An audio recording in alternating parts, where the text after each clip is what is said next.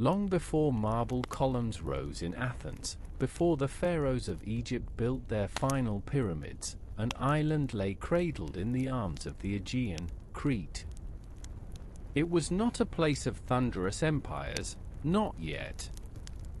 It was a realm of soft hills, fragrant herbs, and winds that carried the scent of the sea into every valley.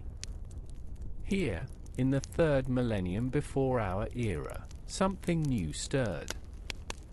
A people, not yet a civilization, but more than scattered tribes, began to shape the earth to their rhythm. Crete was no ordinary island. It lay at the crossroads of three great worlds, Egypt to the south, the Levant to the east, and mainland Greece to the north. These waters were busy with movement even then. Trade winds pushed small craft across the waves, bearing obsidian, copper, and stories, always stories. It was on these winds, perhaps, that the first seeds of Minoan greatness were sown. But it began, as it always does, with the land. Crete's central spine, the Dictys and Ida mountains, cradled fertile plateaus and secret caves. Along the coastal plains, early farmers tilled the soil, planted barley and wheat, and grazed their goats beneath olive trees. They were not yet builders of palaces, but they were patient, skilled, and attentive to the earth. Archaeologists today call this the early Minoan period, roughly from 3000 to 2000 BCE. Their names for things are modern, their labels convenient, but the people themselves left few words we can read.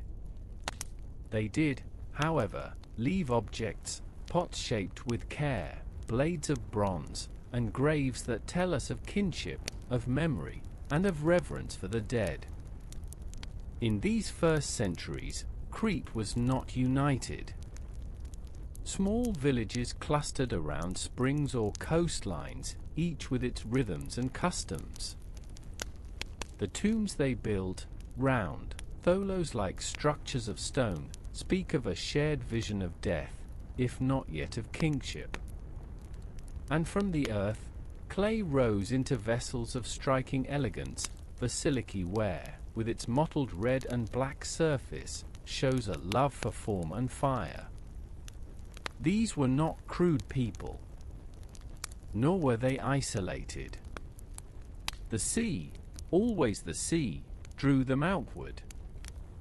Cretan obsidian, a volcanic glass sharp as any blade, has been found in the Cyclades and beyond.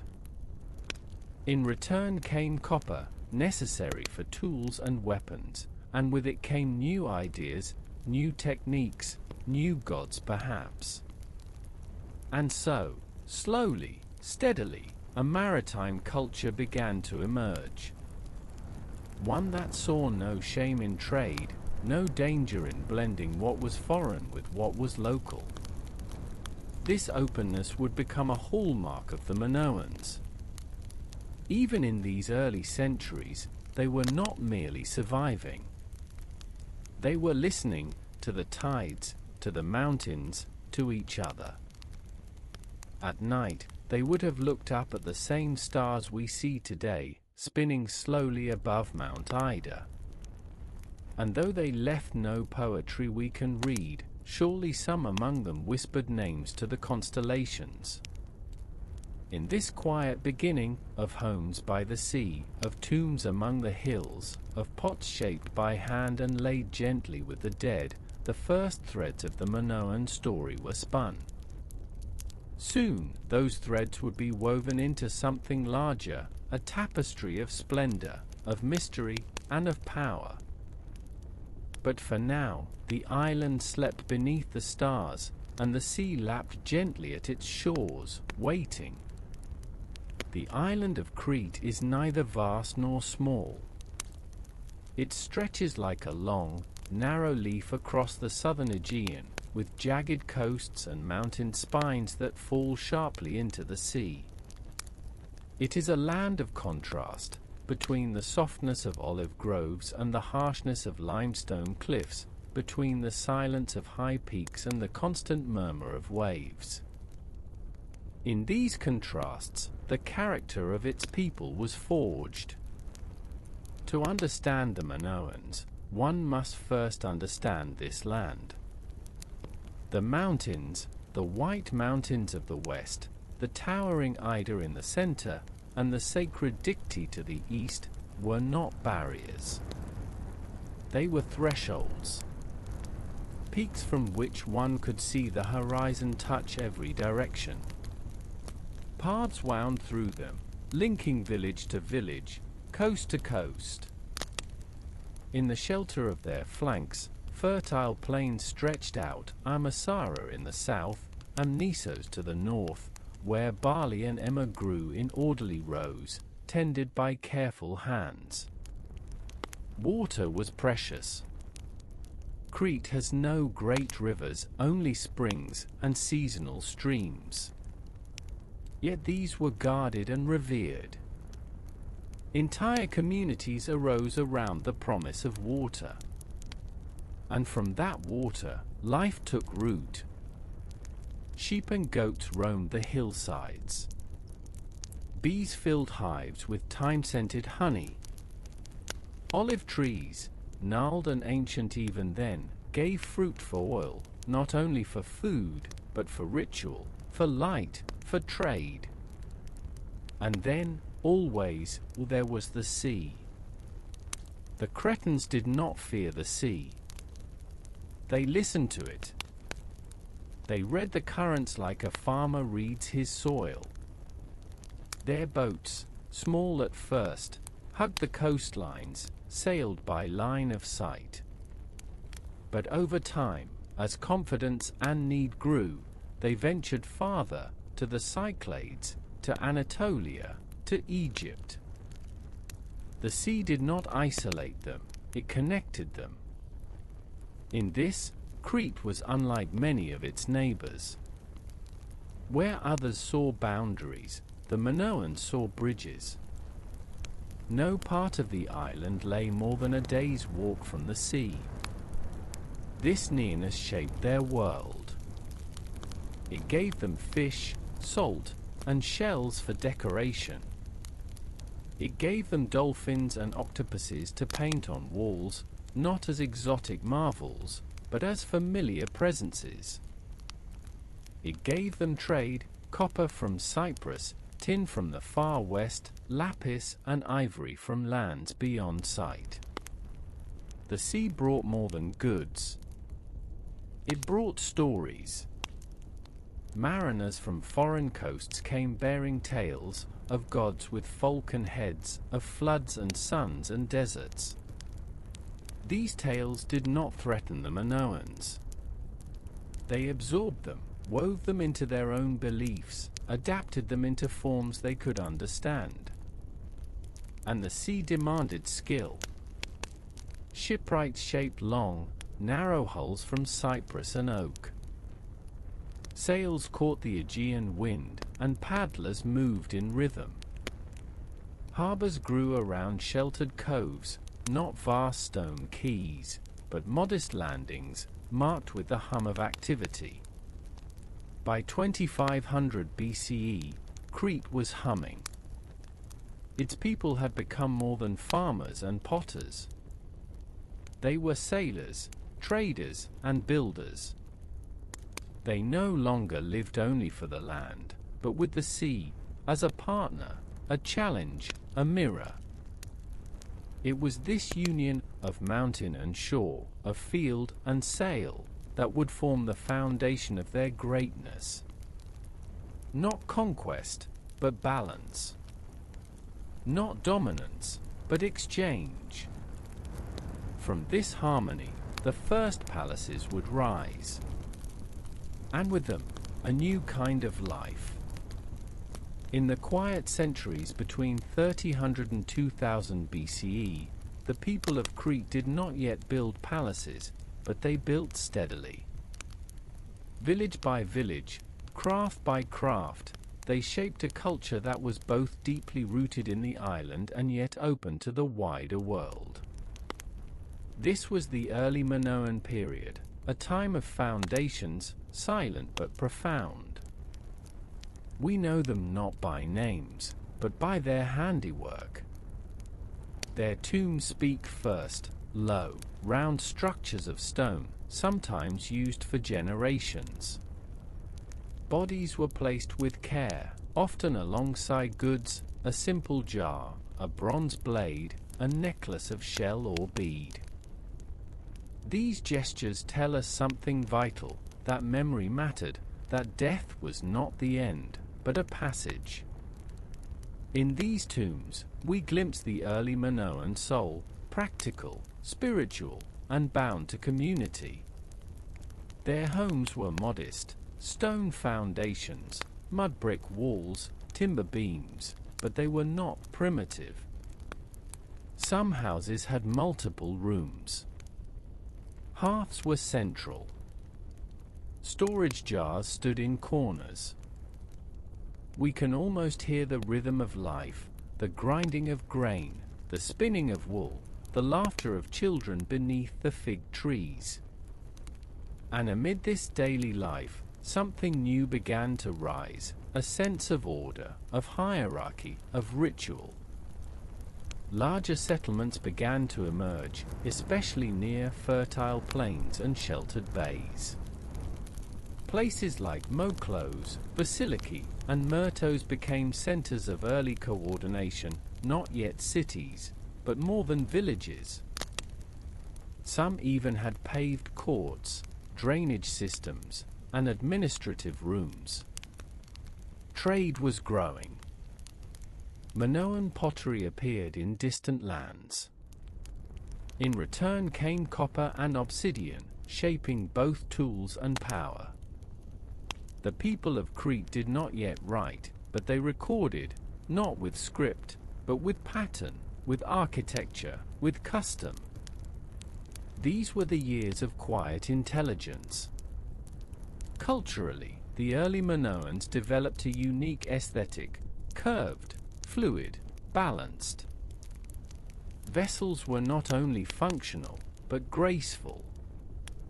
The famed Vasiliki ware, with its mottled surfaces, created by uneven firing, was more than pottery. It was expression. There was already a taste for beauty, for experimentation, for harmony between form and use. Religion, too, was taking shape. Shrines appear in homes. Clay figurines, women with raised arms, animals, sacred symbols, hint at a spiritual world where fertility, nature, and the divine feminine held power. There were no temples yet, but the gods were close, in the caves, on the peaks, in the earth itself. No great king ruled Crete in these days. No armies marched. And yet, power was forming, not the power of conquest, but of complexity. Of people who could organize labor, redistribute goods, plan for seasons ahead. It was a quiet revolution. The early Minoan period was not a time of splendor. It was a time of preparation. A people were learning how to live not only with their world, but through it. And slowly, from this careful balance, something extraordinary was beginning to stir. Soon, their buildings would rise higher. Their rituals would grow grander. Their reach would extend across the waves.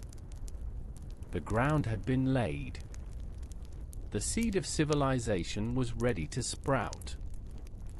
Long before frescoes danced across palace walls, before grand vessels bore the marine motifs of empire, there was Vasiliki ware, the first great flowering of Minoan craftsmanship.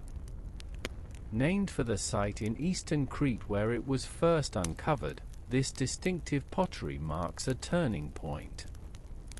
It is here that utility gave way to expression, and the humbled clay became a canvas for the imagination. The vessels are not monumental, not imposing. They are jugs, cups, and beaked pitchers. Yet there is a quiet grace to them, curved bodies, delicate necks, carefully pinched spouts. What sets them apart, however, is their surface. The potters of Vasiliki achieved a remarkable effect, a mottled red and black coloration that seemed almost alive, like the hide of an animal or the flicker of flame. This was no accident. It required control of the kill's atmosphere, of temperature and oxidation, a sophisticated command of fire. Potters allowed some areas of the clay to cool unevenly, producing dark patches against the reddish slip. The result was not uniform, but dynamic. Each piece was different, touched by chance and mastery alike. Why this aesthetic emerged remains a mystery. Perhaps it echoed patterns in nature, stones, bark, or animal fur. Perhaps it had symbolic meaning, or simply delighted the eye. But what is clear is that the makers cared. They chose to make their vessels not only well, but beautifully. In a world where every object was shaped by hand, this mattered. Vasiliki ware appears primarily in eastern Crete, especially in the region near Gornia and Palikastro, around 2500 BCE. It is a regional style, but one that reveals a broader trend. The Minoans were beginning to see beauty not as an adornment, but as part of life itself. The distinction between utility and art was softening. Everyday items, bowls, cups, lamps, were treated with the same care as ritual objects. Alongside pottery, other crafts flourished. Stone vessels, painstakingly carved from diorite, serpentine, or limestone, show equal finesse. Metalwork was still in its infancy, but bronze blades, awls, and axes were appearing, often buried with the dead. Beads of faience and shell adorned both the living and the honored deceased. And always, there was symbolism. Some Vasiliki vessels take the shape of animals. Others are adorned with protrusions, perhaps imitating horns or sacred forms. These were not mere containers. They were participants in ritual, in daily rhythms that blended the sacred and the mundane. In this period, Minoan artistry was not yet narrative. There were no scenes of bull leaping or sea voyages. But it was already expressive. It spoke of care, of experimentation, of a society that valued beauty in quiet ways. Later, the Minoans would paint dolphins on walls and sculpt goddesses in ivory. But here, in the age of Vasiliki ware, we see the first gesture, the first choice to make the useful lovely. The hands that shaped these vessels are long vanished. Their names were never written. But their touch remains, in the curve of a spout, in the shimmer of a fired surface. Through them, we glimpse a people awakening to the possibilities of their own vision. And soon, that vision would take form in stone, rising above the hills in shapes the world had never seen. It began without ceremony. No trumpets. No proclamations. Just stone upon stone, fitted by human hands, forming walls that reached higher than the homes that came before. Around 2000 BCE, something changed in Crete. At Knossos, at Malia, at Phaistos, the first palaces were born. These were not palaces as one might imagine from later kingdoms, not fortresses nor temples alone. They were many things at once, centers of administration, hubs of storage and redistribution, places of ritual, of gathering, of spectacle.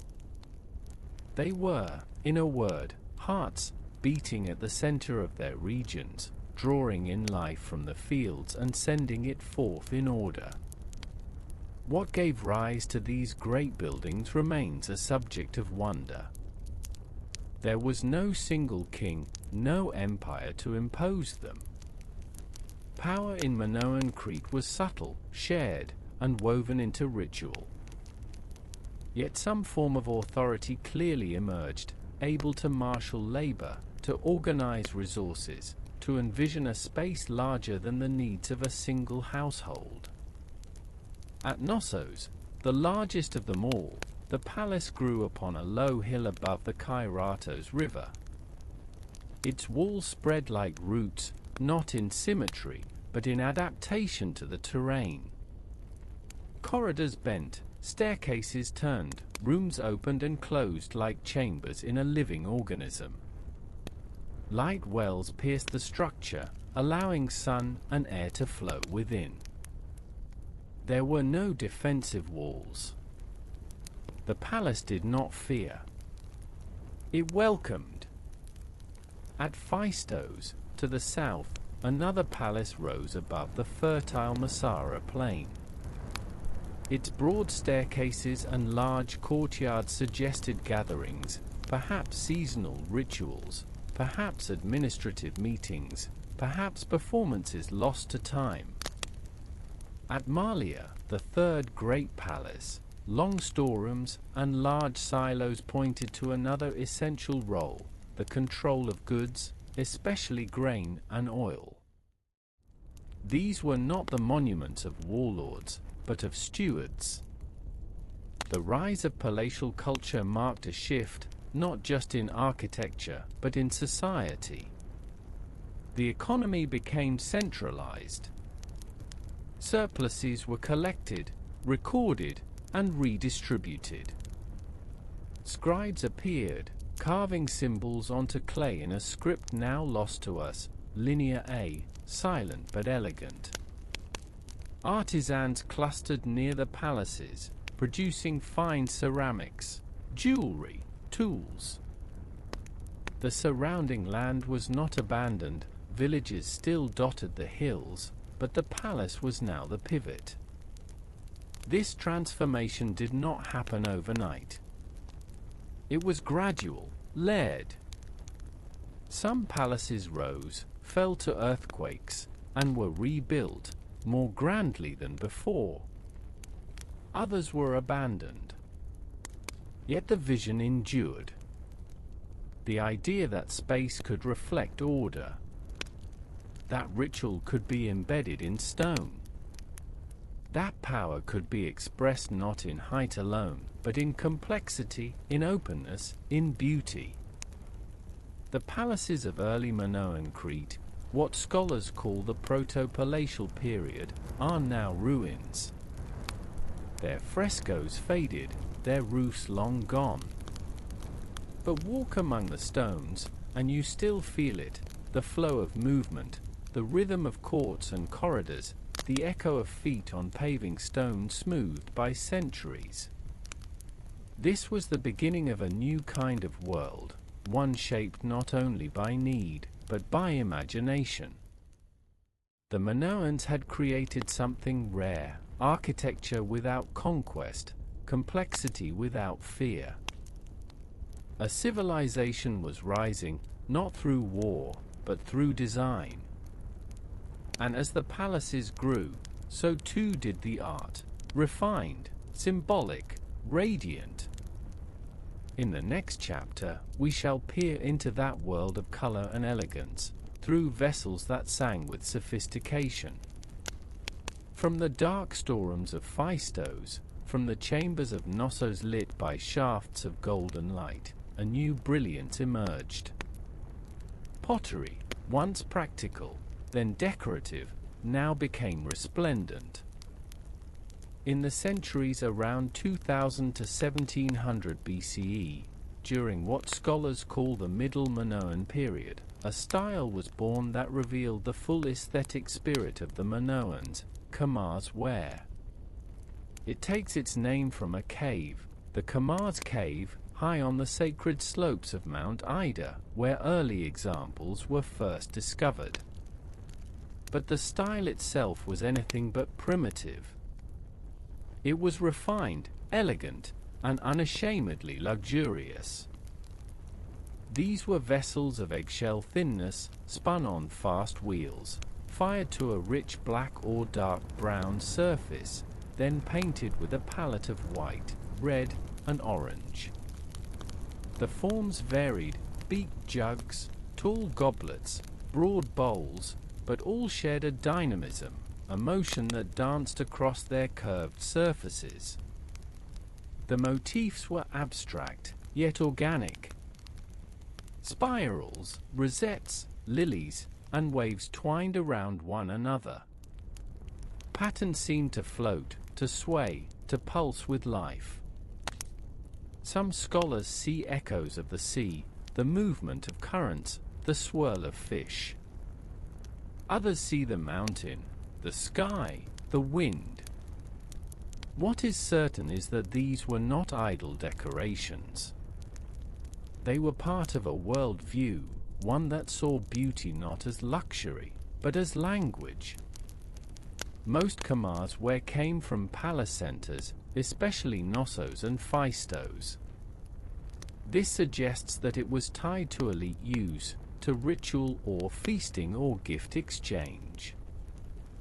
Some vessels were likely symbolic in function, too delicate for daily use, made perhaps to be seen, to be admired, to affirm taste and status. In their sophistication, they reflect a society that had begun to value refinement, not only of materials, but of thought. The skill required to produce them was immense. Potters had mastered the fast wheel, a technology that allowed for precision and grace. Painters applied their pigments with steady hands and keen eyes.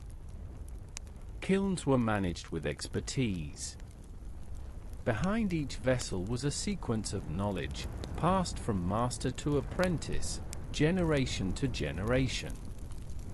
And yet, these vessels are not cold. They are full of warmth and joy. The Minoans did not strive for rigid symmetry. Their art embraced fluidity. Patterns grow and curl like vines, like thoughts in motion. The human hand is never hidden, it is celebrated. Khamar's ware tells us something vital about Minoan civilization. It was not merely wealthy. It was cultivated. Its elites, or priesthoods, or rulers, whatever form their authority took, desired more than function. They sought delight. They sponsored art that whispered, danced, and dazzled. In later centuries, the Minoans would turn to more naturalistic forms: dolphins, octopuses, wildflowers.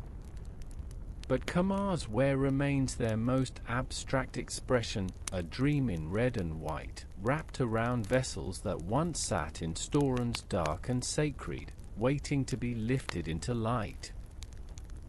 And beyond the shelves of these storerooms, the palaces themselves would evolve, growing in size and complexity.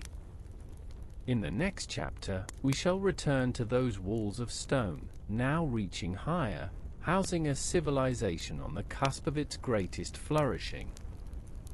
Around 1900 BCE, Crete entered what scholars call the proto-palatial period, the first age of palaces. It was not merely a time of construction, but of transformation. What had once been scattered villages and early centers now coalesced into something more unified, more deliberate. A civilization had found its architecture, and through it, its voice. At the heart of this new age stood the palaces of Knossos, Phaistos, and Malia. Their ruins today lie open to the sun, but in their time, they were marvels of complexity, sprawling, multi-storied, pulsing with activity. They were not built in haste. They were the product of vision, engineering, and accumulated knowledge. Each palace was slightly different, shaped by landscape and tradition, yet all shared certain features: a central court, vast and open to the sky, around which the rooms unfolded like petals. There were storerooms, workshops, shrines, living quarters, staircases, corridors, and light wells. The architecture was labyrinthine, but never random. It guided movement, framed ceremony, organized life. And at the heart of it all was function. These were not empty symbols of power. The palaces served as administrative centers, managing agriculture, storage, trade. Deep magazines held massive pithoi, the storage jars, filled with oil, grain, wine, and pulses. Clay tablets bearing linear A script, still undeciphered, recorded inventories, lists, perhaps rituals. The palaces were the minds of their regions, collecting, planning, redistributing. Yet they were more than that. They were spiritual spaces. Shrines occupied prominent rooms. Symbols, the double axe, the horns of consecration, adorned walls and altars. Frescoes, though fragmentary, suggest scenes of ritual, of processions, of sacred animals. Religion was not confined to temples.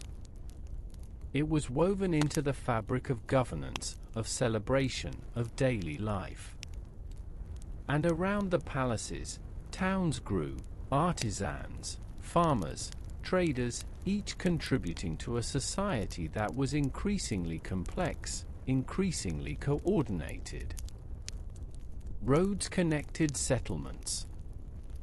Ships plied the coasts.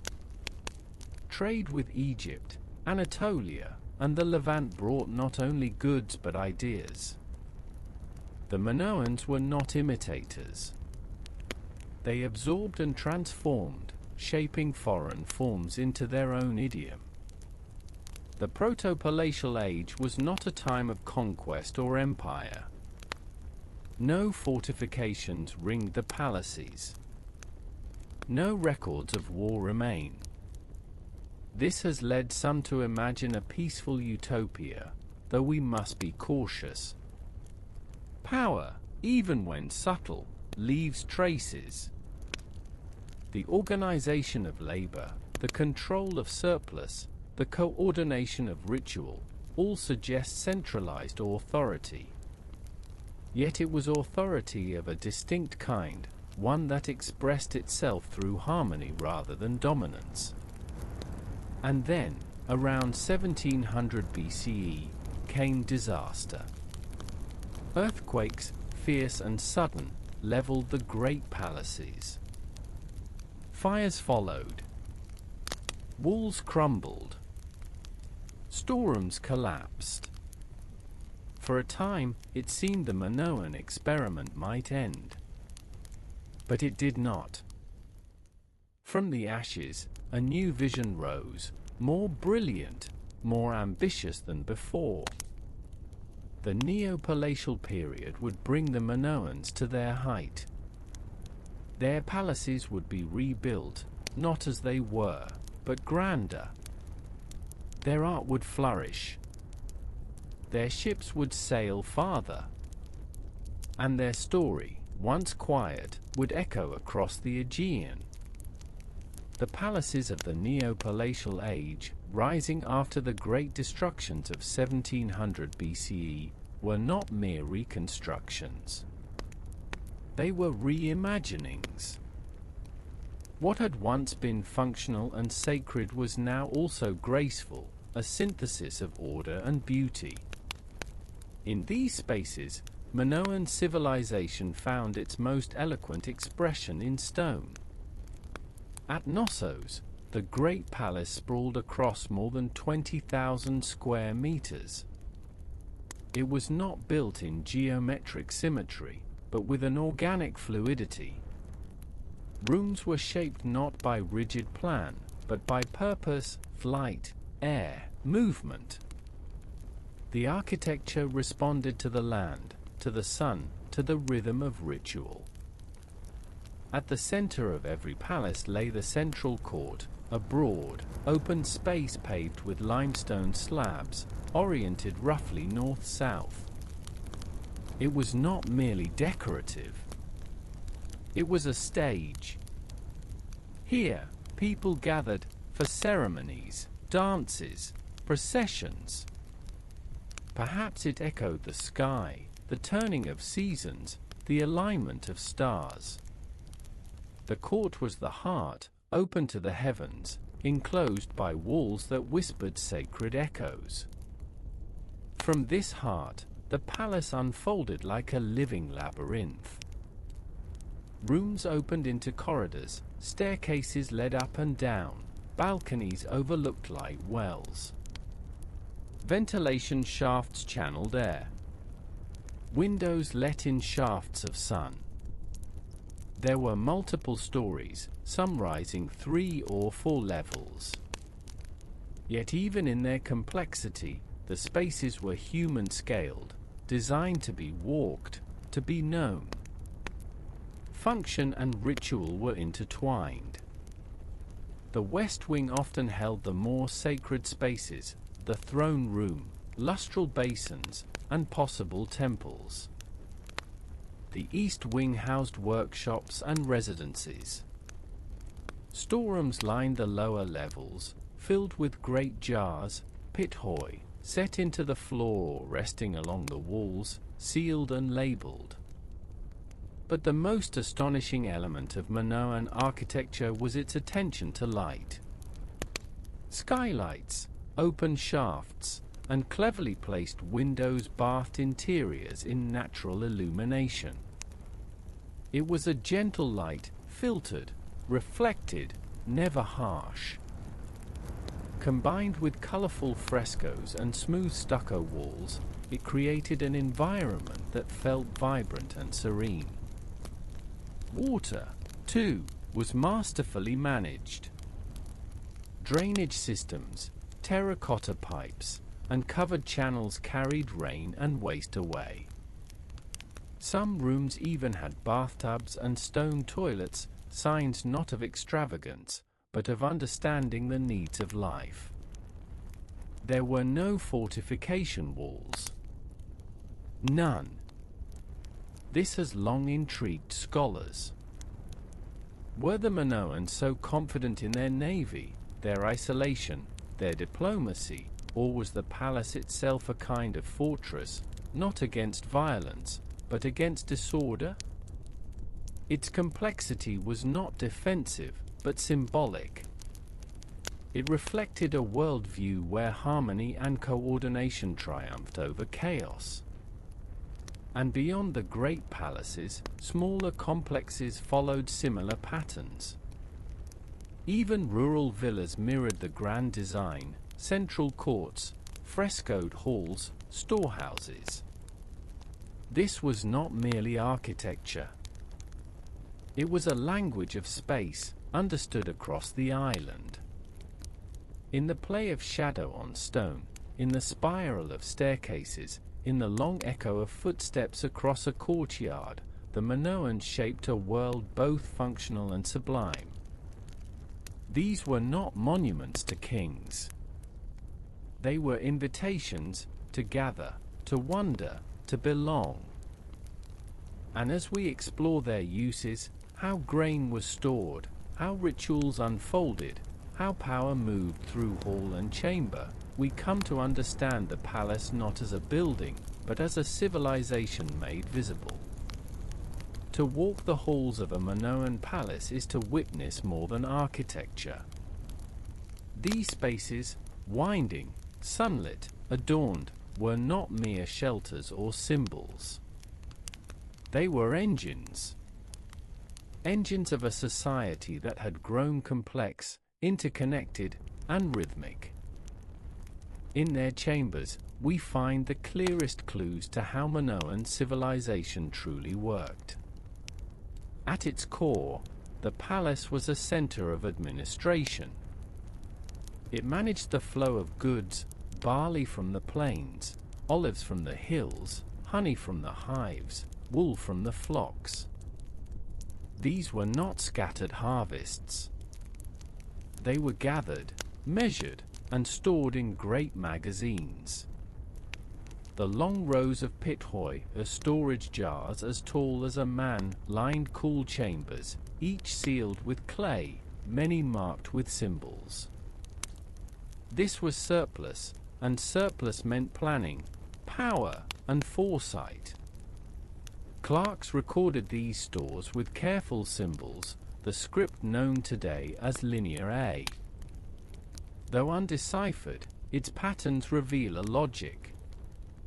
Lists, tallies, and inventories carved into clay tablets, often baked by fire and preserved by chance. This bureaucracy, silent to us now, once shaped the rhythm of life across the island. Yet the palace was not only a warehouse.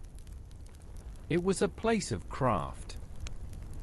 Artisans worked near its walls, potters, metalworkers, seal engravers. Tools and jewelry, weapons and ornaments flowed from their hands. Fresco painters, too, plied their trade within the palace, decorating halls and stairwells with scenes of nature, ritual, and motion. The palace was not only where goods were counted. It was where beauty was made. And always, there was ritual. Certain rooms suggest sacred use, small shrines, lustral basins for ceremonial washing, benches for seated rites. The so-called throne room at Knossos, with its gypsum seat, flanked by a basin and griffin-painted walls, speaks of a ritual authority. Was it a king? A priestess? We do not know. But power in Minoan Crete wore the garments of the sacred. Festivals may have marked the seasons, the harvests, the cycles of the moon. The great central courts were likely stages for these events, not bloody spectacles, but processions, dances, perhaps athletic rites. The palace gathered people not for command, but for ceremony. In this way, the Minoan palace was many things at once: economic hub, religious center, cultural beacon, residential space, and administrative machine. There was no clear separation between public and private, between sacred and mundane. Life was layered. A storeroom could sit beside a shrine.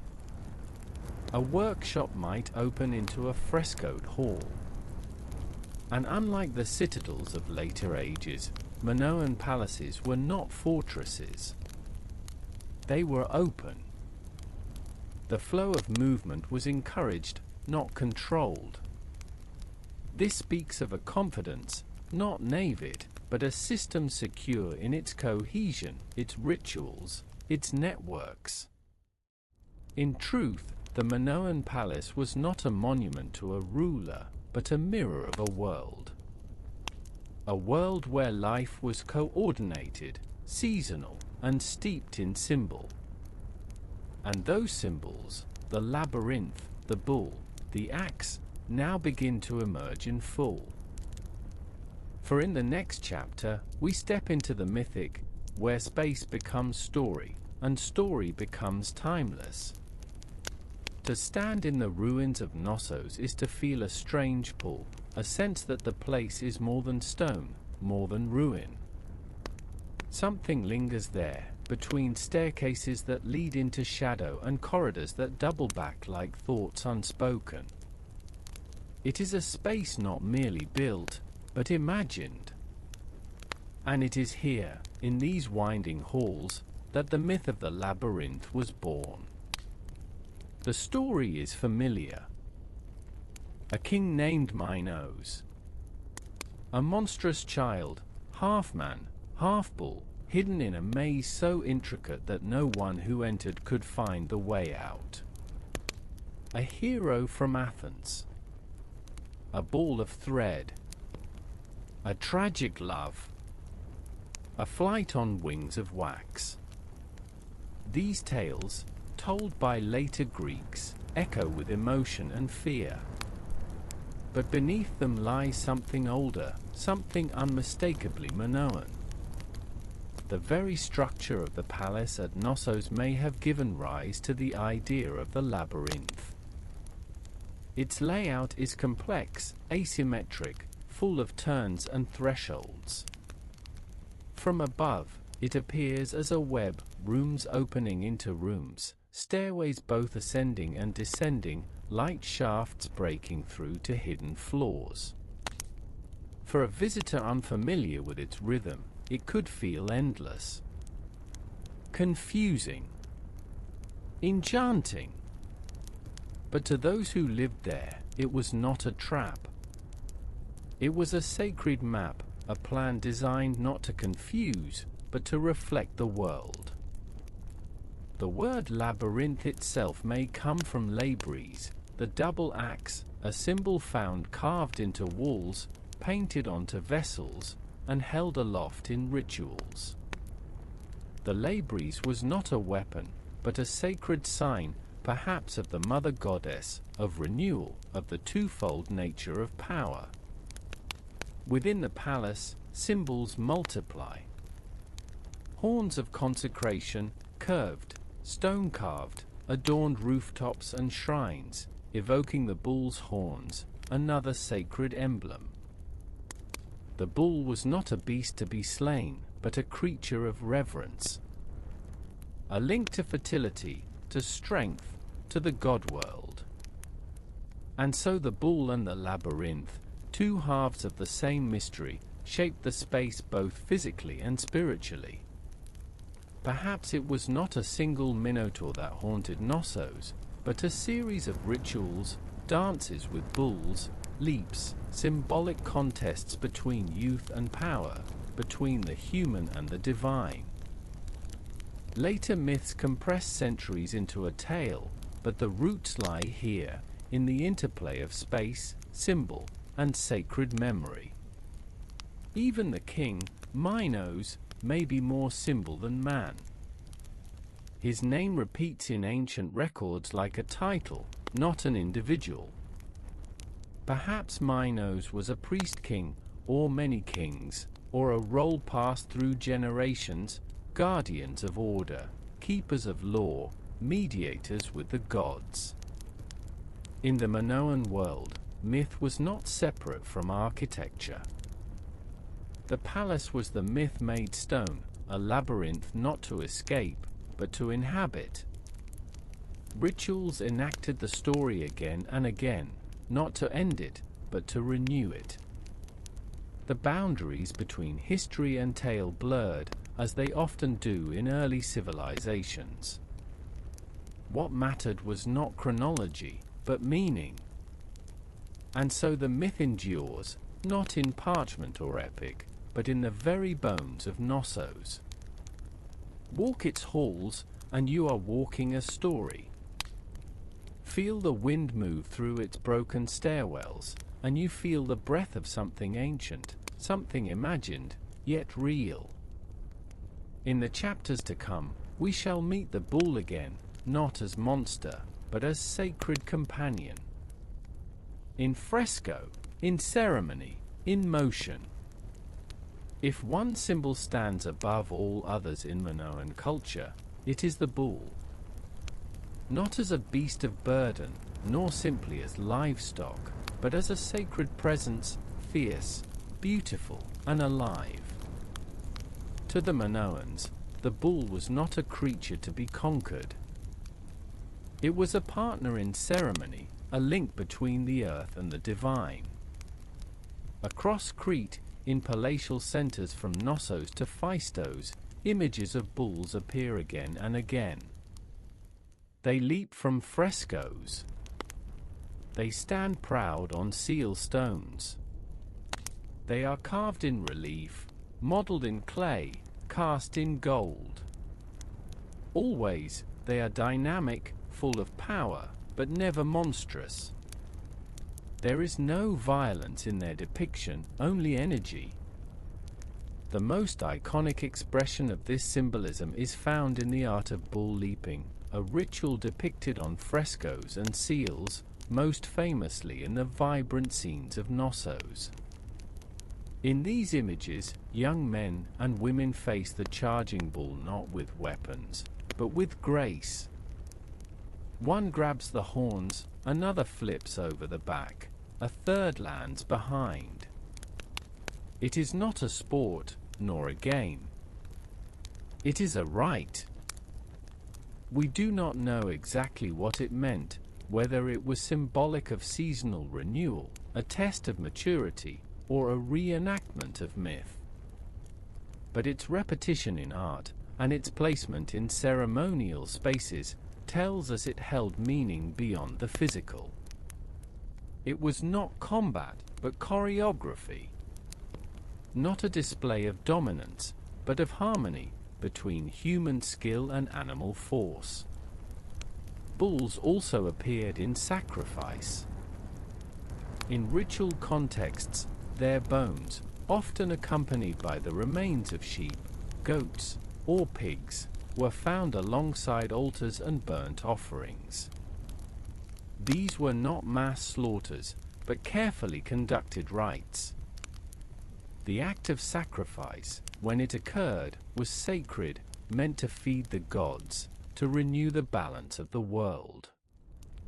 The double axe, or laybreeze, often paired with the bull, may have had a role in these rites.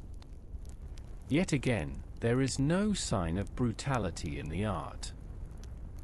The Minoan world seems to have favored symbolism over spectacle. The sacred was not separate from life, but gently interwoven. The reverence for bulls extended to architecture.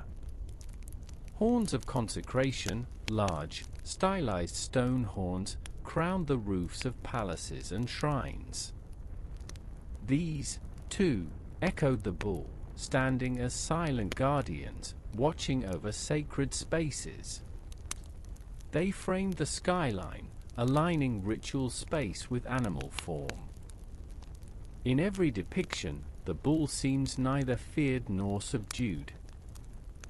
It is not the monster of later Greek myth, but the honored creature of Minoan worship. This distinction is telling. The Minoans did not view the wild as evil, nor the strong as threats. They sought balance, in nature, in ritual, in life. And the ritual life of the Minoans was not hidden. It was public, performed in courts, sanctuaries, and open spaces. The people gathered, not as subjects, but as participants. Women, too, played visible roles, as dancers, priestesses, and perhaps as ritual leaders.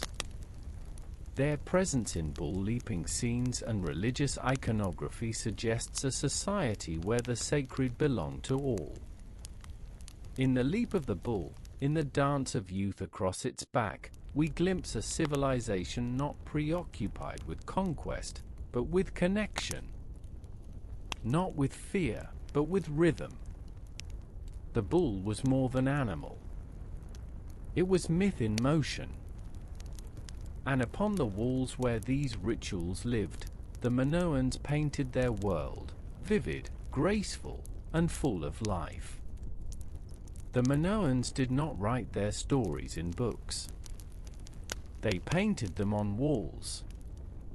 In the palaces of Knossos, Phaistos, and Akrotiri, and in the villas and shrines that echoed their form, color once flowed across plaster.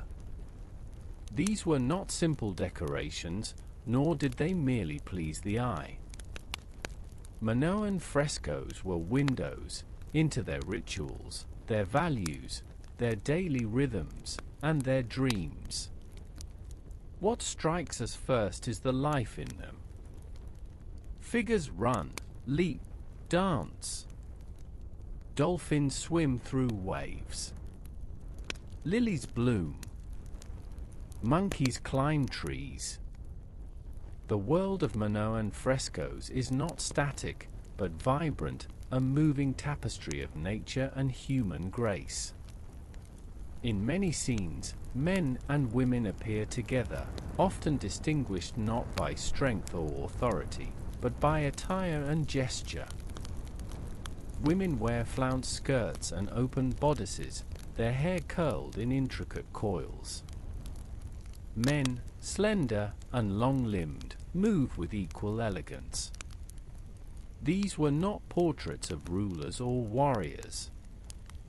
They were figures caught in ceremony, in play, in the flow of life.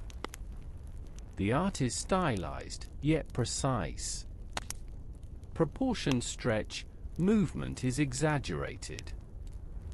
But always, there is balance. Unlike Egyptian art, with its strict formalism, or later Greek art, with its pursuit of realism, Minoan frescoes seek expression of motion, of feeling, of place. Take the famous dolphin fresco of Knossos. A pod of dolphins twists across a blue sea, fish darting around them. There is no story, no battle, only the joy of the sea, the rhythm of nature. Or the bull-leaping fresco, three figures in a moment of flight, one grasping the horns, one tumbling over the back, one waiting in poised stillness. It captures not violence, but grace. Floral patterns abound, lilies, crocuses, ivy. Nature was not a backdrop, but a presence. The Minoans lived with the land, not against it. Their art reflects a world observed closely and cherished. Technically, the frescoes were made with skill and speed. Wet plaster was painted before it dried, a method known as buon fresco, binding pigment into the wall itself. The colors were natural, red from iron oxides, blue from copper, white from lime. Even after 3,000 years, many hues remain vivid. But not all frescoes were purely decorative. Some likely had ritual or symbolic meaning. The priest-king fresco, a male figure striding in ceremonial dress, may depict a deity, a priest, or a symbolic role. The ladies in blue evoke grace and ritual presence. Even scenes of harvest or animal handling carry rhythm and reverence. One site, though not on Crete itself, expands this vision, Akrotiri, on the island of Thera. Buried by volcanic ash around 1600 BCE, its frescoes are astonishingly preserved. There, boys box. Antelopes leap. Towns rise on hilltops. Minoan influence, or kinship, is unmistakable. It shows that this visual language was not confined to Crete. It was shared, perhaps even cherished, across the Aegean. Minoan frescoes remind us of what they chose to show, and what they did not. No scenes of war.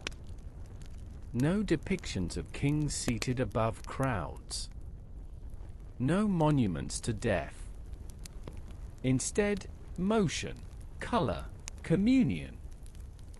In these paintings, we find not the grandeur of empire, but the poetry of life. A culture in love with the world, its animals, its rhythms, its ceremonies. And at the center of it all stood Knossos, the grandest palace, the fullest canvas. It is to that place, and its layered stories, that we now turn.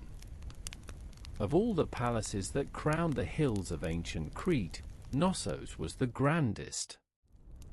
It was not the oldest, nor the most defensible. But it was the most complete, a world unto itself, layered with function and symbolism, beauty and bureaucracy. To walk its halls was to move through the very soul of Minoan civilization. Perched on the low hill of Kephala, just a few kilometers from the northern coast, Knossos commanded a natural position. From its terraces, one could see the sea and the distant mountains. Water flowed nearby. Land routes radiated outward. This was no isolated refuge. It was a crossroads. The palace's layout was intricate, almost organic in its complexity. Unlike later Greek temples, with their rigid symmetry, Knossos grew with time and purpose. Corridors wound like roots. Rooms shifted around courtyards. At its center lay the great court, paved and open to the sky, the stage for ceremony, for gatherings, perhaps even for the bull-leaping rituals painted on its walls. Knossos was more than residence. It was a city within a building. There were storerooms, dozens of them, where massive jars once held grain, oil, wine, and pulses. Some were set into the floor, others lined the walls, each sealed with care. Above them, administrative rooms housed scribes who pressed linear A symbols into soft clay, silent records of a world now vanished. There were workshops too, for pottery, metalwork, and textiles. Fragments of tools, pigments, and fabrics speak of industry and craft. Artisans worked under palace oversight, their creations feeding both ritual and trade. The palace was not isolated from the people. It gathered their labor, directed their skills, and redistributed their produce. In the West Wing, more sacred spaces emerged, the so-called throne room, with its stone seat and griffin-flanked frescoes, was perhaps the heart of religious life. Yet the identity of the figure who sat there remains elusive. Was it a king? A priestess? A god? Minoan society has left no portrait of rulership as we know it.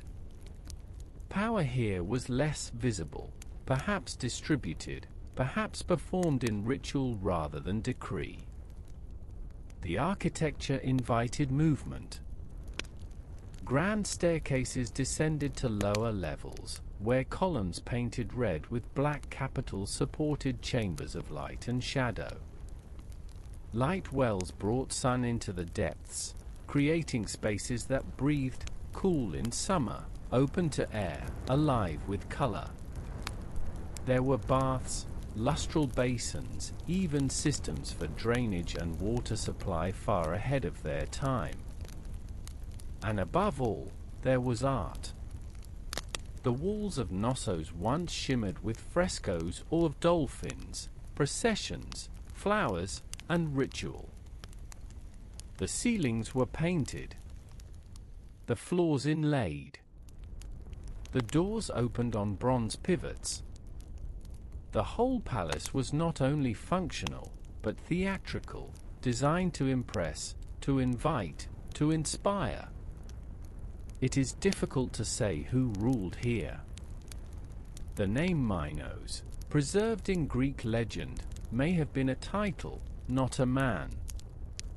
The palace may have been the seat of a priestly order or a collective rule. But what is clear is that Knossos was the nerve center of the island, politically, economically, spiritually. It stood for centuries, changing with time, expanding, rebuilding. It survived earthquakes and reorganization. It stood through the heights of Minoan power and into its decline. When Mycenaean Greeks arrived around 1450 BCE, they took Knossos for their own. And still, for a time, it endured. Today, what we see is fragmentary, restored in parts, imagined in others. Yet even in ruin, the breath of Knossos remains, in the quiet stairwells, the open courtyards, the red columns reaching toward a vanished roof. Here, the Minoans dreamed in stone, not of conquest, but of life ordered, sacred, and beautiful. And in the next chapter, we shall meet those who filled these spaces, the makers, the shapers, the hands behind the walls. In the grand narrative of Minoan Crete, where bulls leap and palaces gleam, it is easy to overlook the humbler stories, those of the men and women whose fingers turned clay, melted metal, and painted life upon walls. Yet it was they, the artisans, who gave shape to the Minoan world, who carried its meaning into form. The palaces, magnificent as they were, did not build themselves, nor were they maintained by invisible hands. Behind every carved stone, every painted surface, every polished vessel, stood skilled labor, organized, specialized, and valued. Within palace precincts, especially at Knossos, workshops have been uncovered. Some are tucked into lower chambers, others open onto courtyards. Here, tools of every kind have been found: chisels, hammers, pigments, potter's wheels, casting molds, and stone polishers. Remnants of labor, shavings of ivory, fragments of faience, globs of dried pigment, littered the floors long ago. Potters spun vessels in endless variation. Not just the ceremonial kamars ware, but everyday jugs, cups, amphorae. Some were plain. Others bore swirling motifs, spirals, flowers, shells. These were not rushed works. They were crafted with pride. Many pieces bear marks, not letters, but signatures or ownership signs, small declarations of identity, of authorship. Metal workers melted bronze in crucibles, pouring it into clay molds to fashion blades, tools, and ornaments. Goldsmiths hammered thin sheets into earrings, diadems, and pins. From silver and gold, they twisted delicate chains. They cut seals from steatite and jasper, engraving them with scenes of lions, griffins, dancers, and sacred symbols. These seals, pressed into clay, served not only as markers of identity but as portable works of art. Textile workers, though less visible in the archaeological record, were vital. They spun wool from sheep and perhaps linen from flax. Dye pits suggest the use of indigo, saffron, madder, rich natural colors. Frescoes show women dressed in layered skirts and patterned sashes, their garments as expressive as their gestures. Clothing in Minoan society was not merely protection. It was presentation of status, of role, of grace. And then there were the painters, those who adorned walls with dolphins, lilies, and leaping youths. They climbed scaffolds, mixed pigments, painted into wet plaster before it set. Their work was ephemeral and permanent at once, born in days, yet lasting millennia. They did not sign their names, but their style endures. The organization of labor was likely coordinated by the palace. Tools, raw materials, and finished goods passed through its hands. Yet this was not forced labor, nor anonymous mass production. The care, creativity, and consistency in the work suggest pride, training, and a strong tradition. Craft was not lowly. It was sacred. Many objects made by artisans were used in ritual, libation vessels, offering tables, figurines. In shaping them, the maker entered into the sacred cycle. Even the tools themselves, some found buried with the dead, carried meaning. And women were not absent. Frescoes and figurines show female figures at loom, in ritual, with jewelry and instruments. Minoan society, as seen through its art, appears unusually balanced, with women participating in both sacred and aesthetic spheres. The Minoan artisan did more than serve the palace. They defined it. Their hands turned abstract values into visible forms. Through them, we glimpse not only a culture of complexity, but a people who found meaning in making. In the next chapter, we will narrow our gaze even further, to one glinting artifact, small in size but immense in meaning, the bee pendant of Malia, and the jeweled world it represents. In a chamber not far from the palace of Malia, beneath earth long undisturbed, archaeologists uncovered a grave.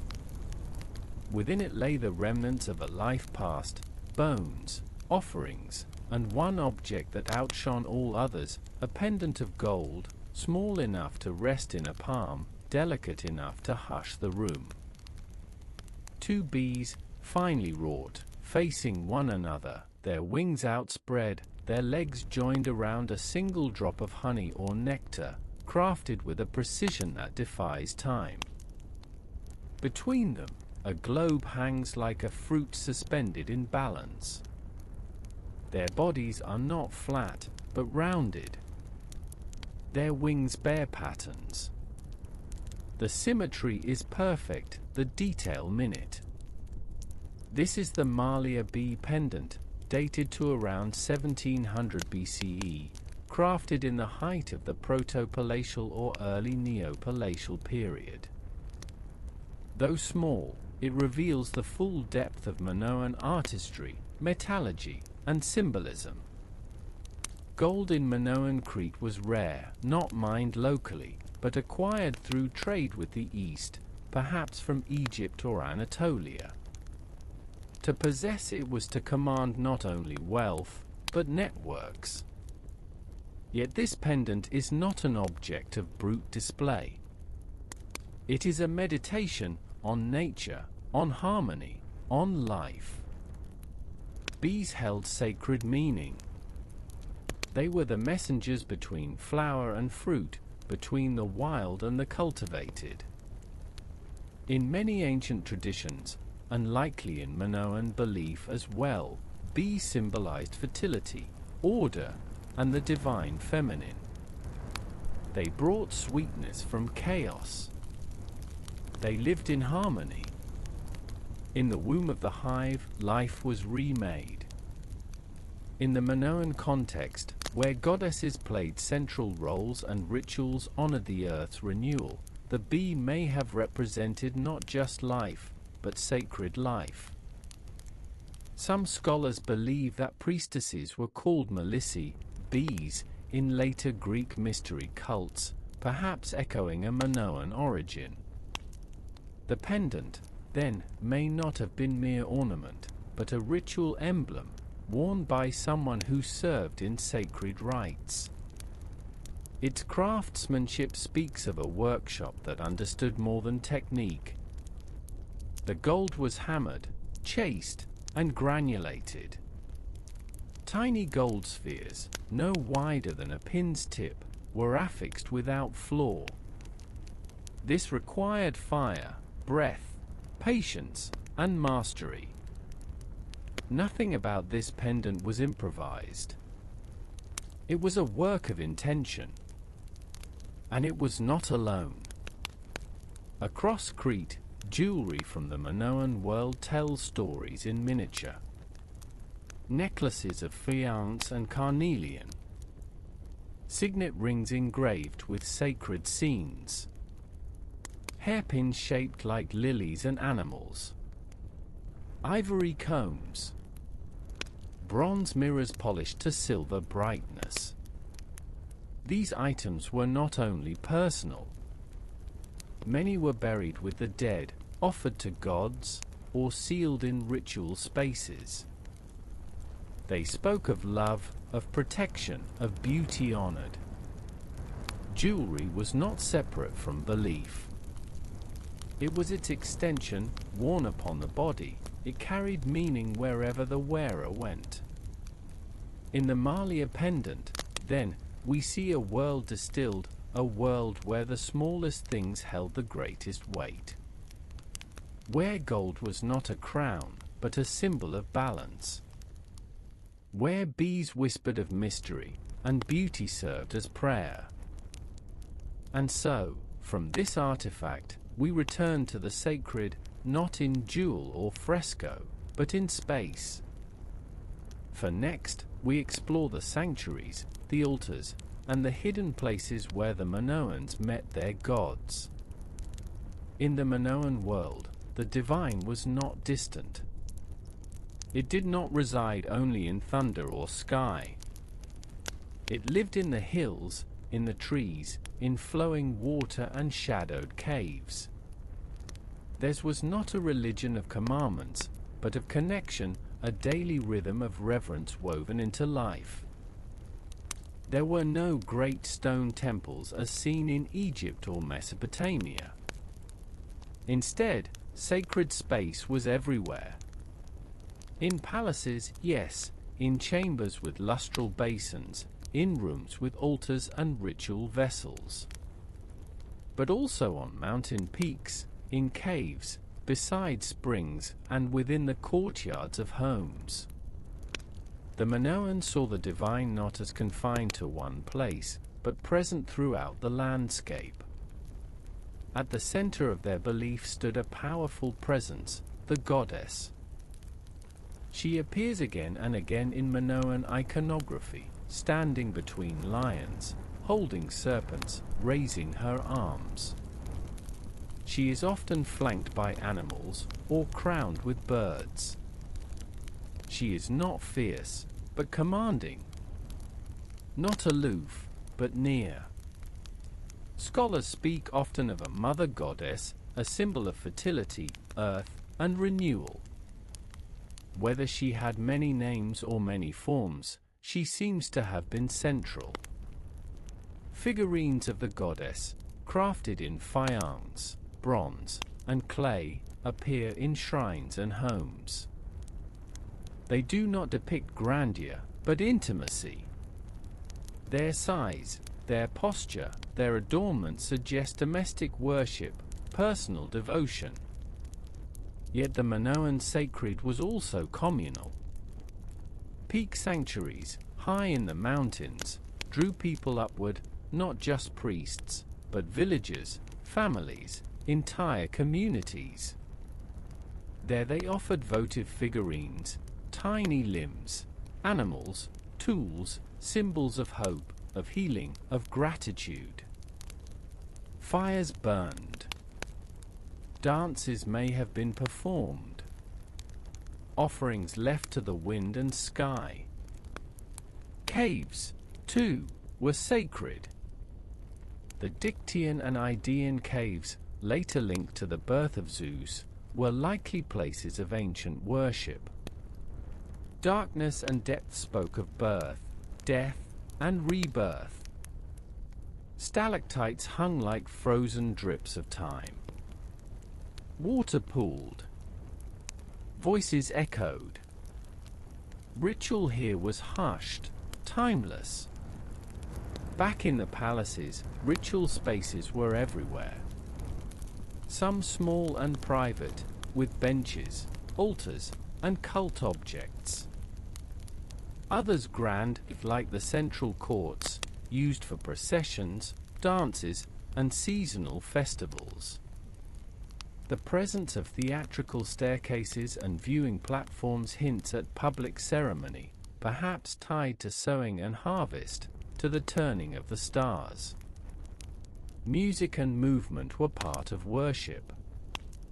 Frescoes show dancers, lyre players, clappers. Ritual was embodied. It involved not only prayer, but action, libations, offerings, gestures. Even bull leaping, though athletic, may have been sacred, a rite of passage, a renewal of cosmic balance. And women, not absent, but central. They appear in frescoes leading rites, handling sacred vessels, adorned as priestesses. In a world where the goddess reigned, women served as her stewards. There was mystery, too. Some frescoes and seal impressions hint at hidden rites, underground chambers, initiation scenes, masked figures. The Minoans left no sacred texts. Their rituals remain mute to us. But the imagery speaks of transformation from one state to another, from youth to adult, from profane to sacred. Minoan religion was not doctrine. It was presence. It was rhythm. It was the recognition of life cycles, birth, growth, harvest, death, and return.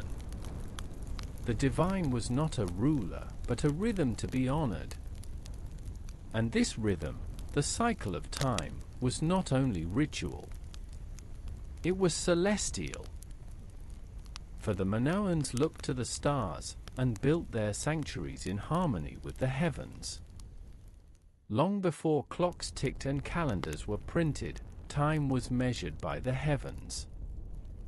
The Minoans, though they left no written astronomy, watched the skies with care. Their architecture, their rituals, their planting and harvest, all seemed to echo the rhythm of the sun and the turning of stars. Across Crete, many palatial structures and sacred sites reveal an attention to celestial alignment. At Knossos, the central court is oriented along a north-south axis, not random, but deliberate.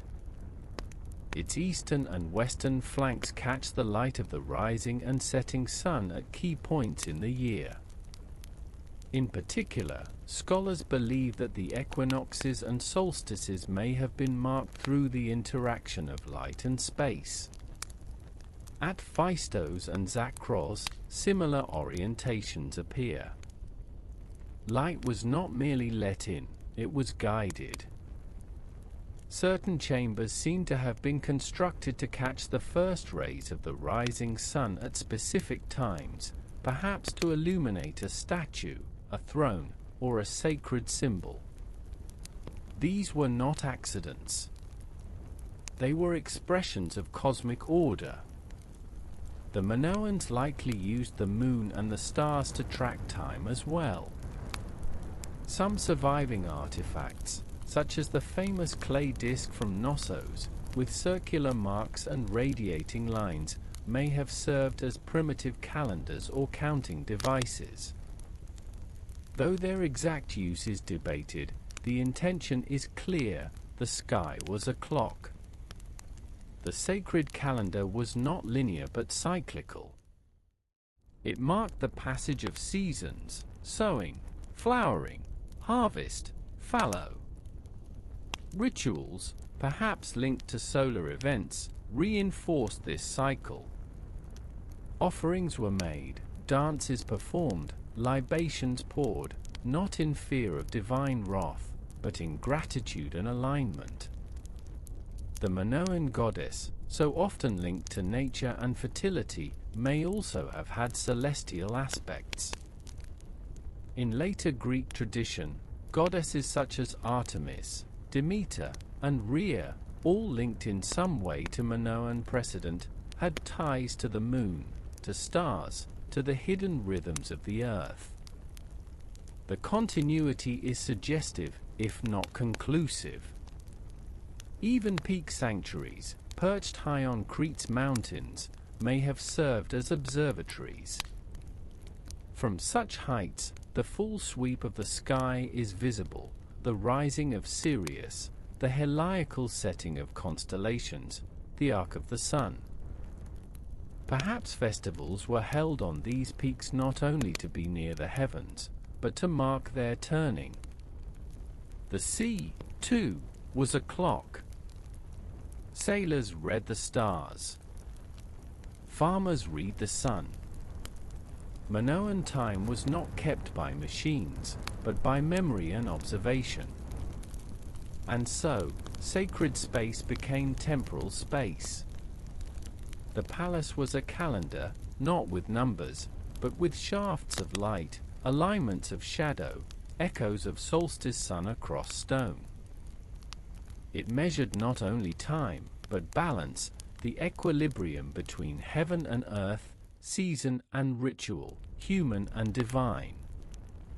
In this way, Minoan civilization was not simply advanced. It was attuned to the rhythm of tides and sun, to the breath of the earth beneath and the stars above. And among the most sacred of these earthly heights were the peak sanctuaries, silent, windswept, alive with offering. It is to these we now climb. High above the plains of Crete, where the air grows still and the horizon opens in every direction, the Minoans built places of worship, not vast temples, but humble enclosures of stone. These were the peak sanctuaries, sacred sites scattered across the ridges and mountain tops of the island, where the divine was met not in silence, but in wind, fire, and offering. More than 30 such sanctuaries have been discovered, from Mount Juctas, just south of Knossos, to remote heights above Polycastro and Petsifas.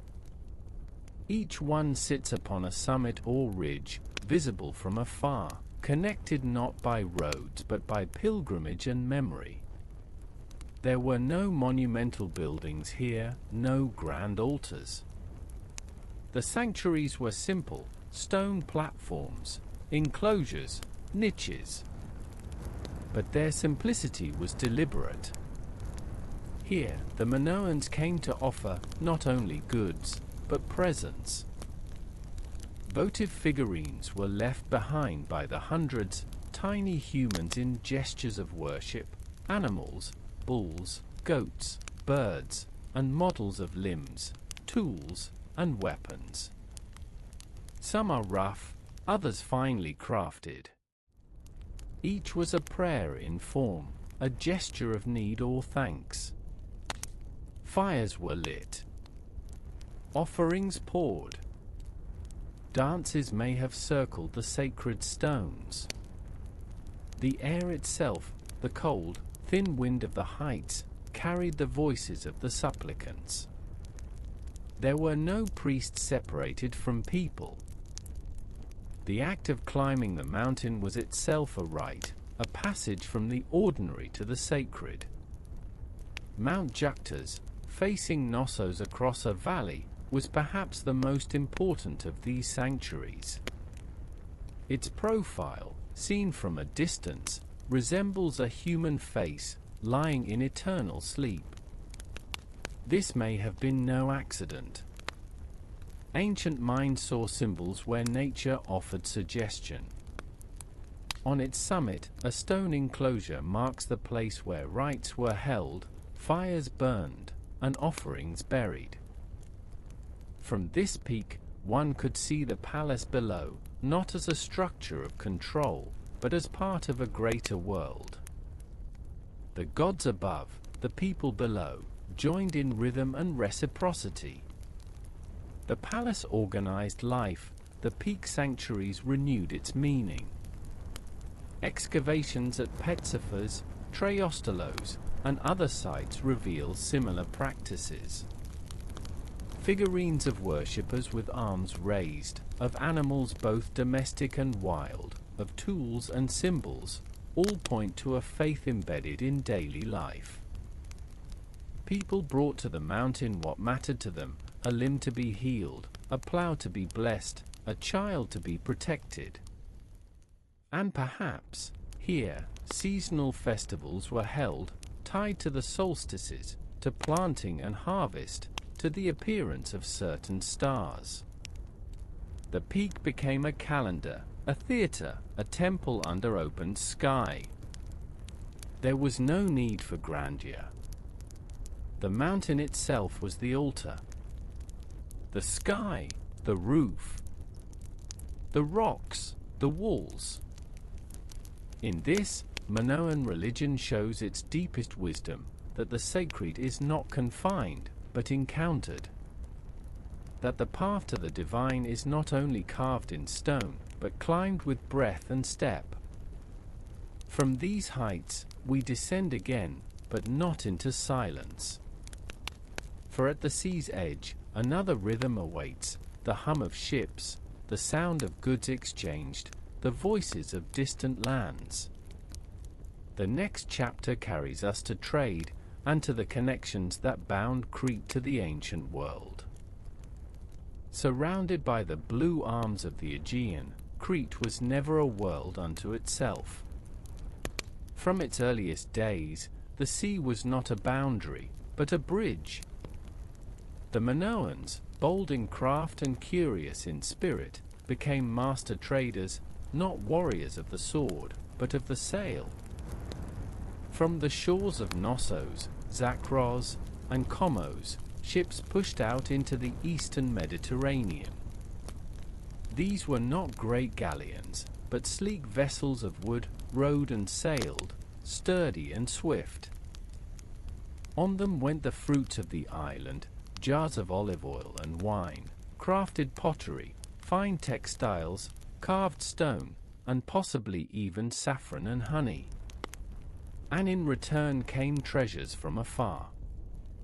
From Egypt, Minoans received gold, ivory, and faience, and more importantly, ideas, styles, motifs, forms of beauty that they absorbed and reimagined. Egyptian records speak of Keftio, island people who arrived bearing gifts of amphorae, offering stands, and strange, elegant garments.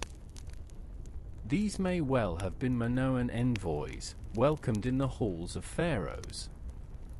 To the east, Byblos and Ugarit brought cedar wood, copper, tin, and crafted goods.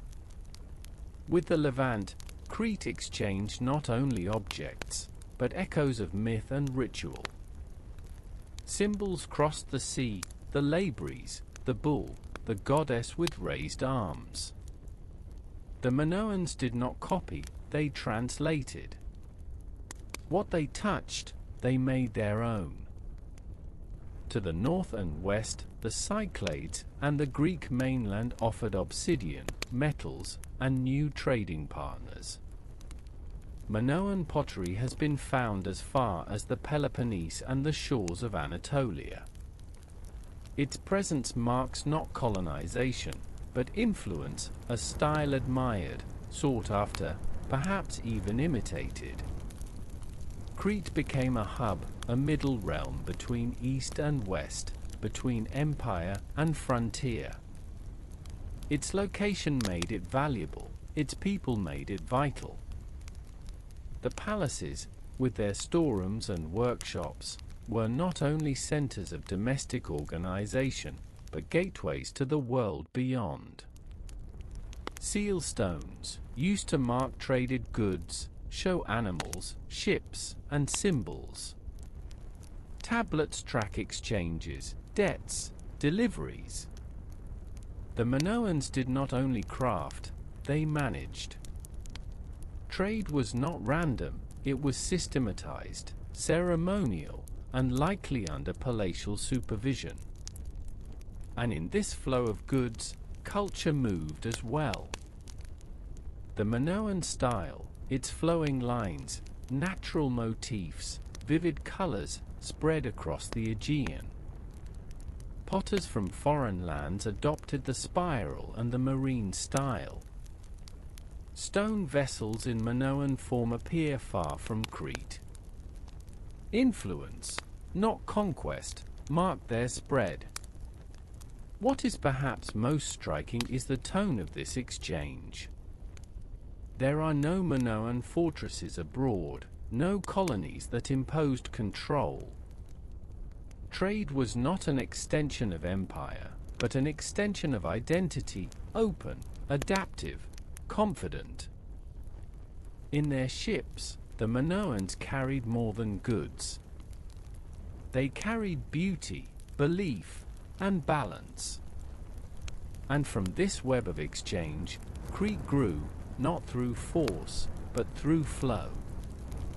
In the next chapter, we shall follow that flow even further, as Minoan culture stretches across the eastern Mediterranean, leaving traces in palaces and ports far from its shores.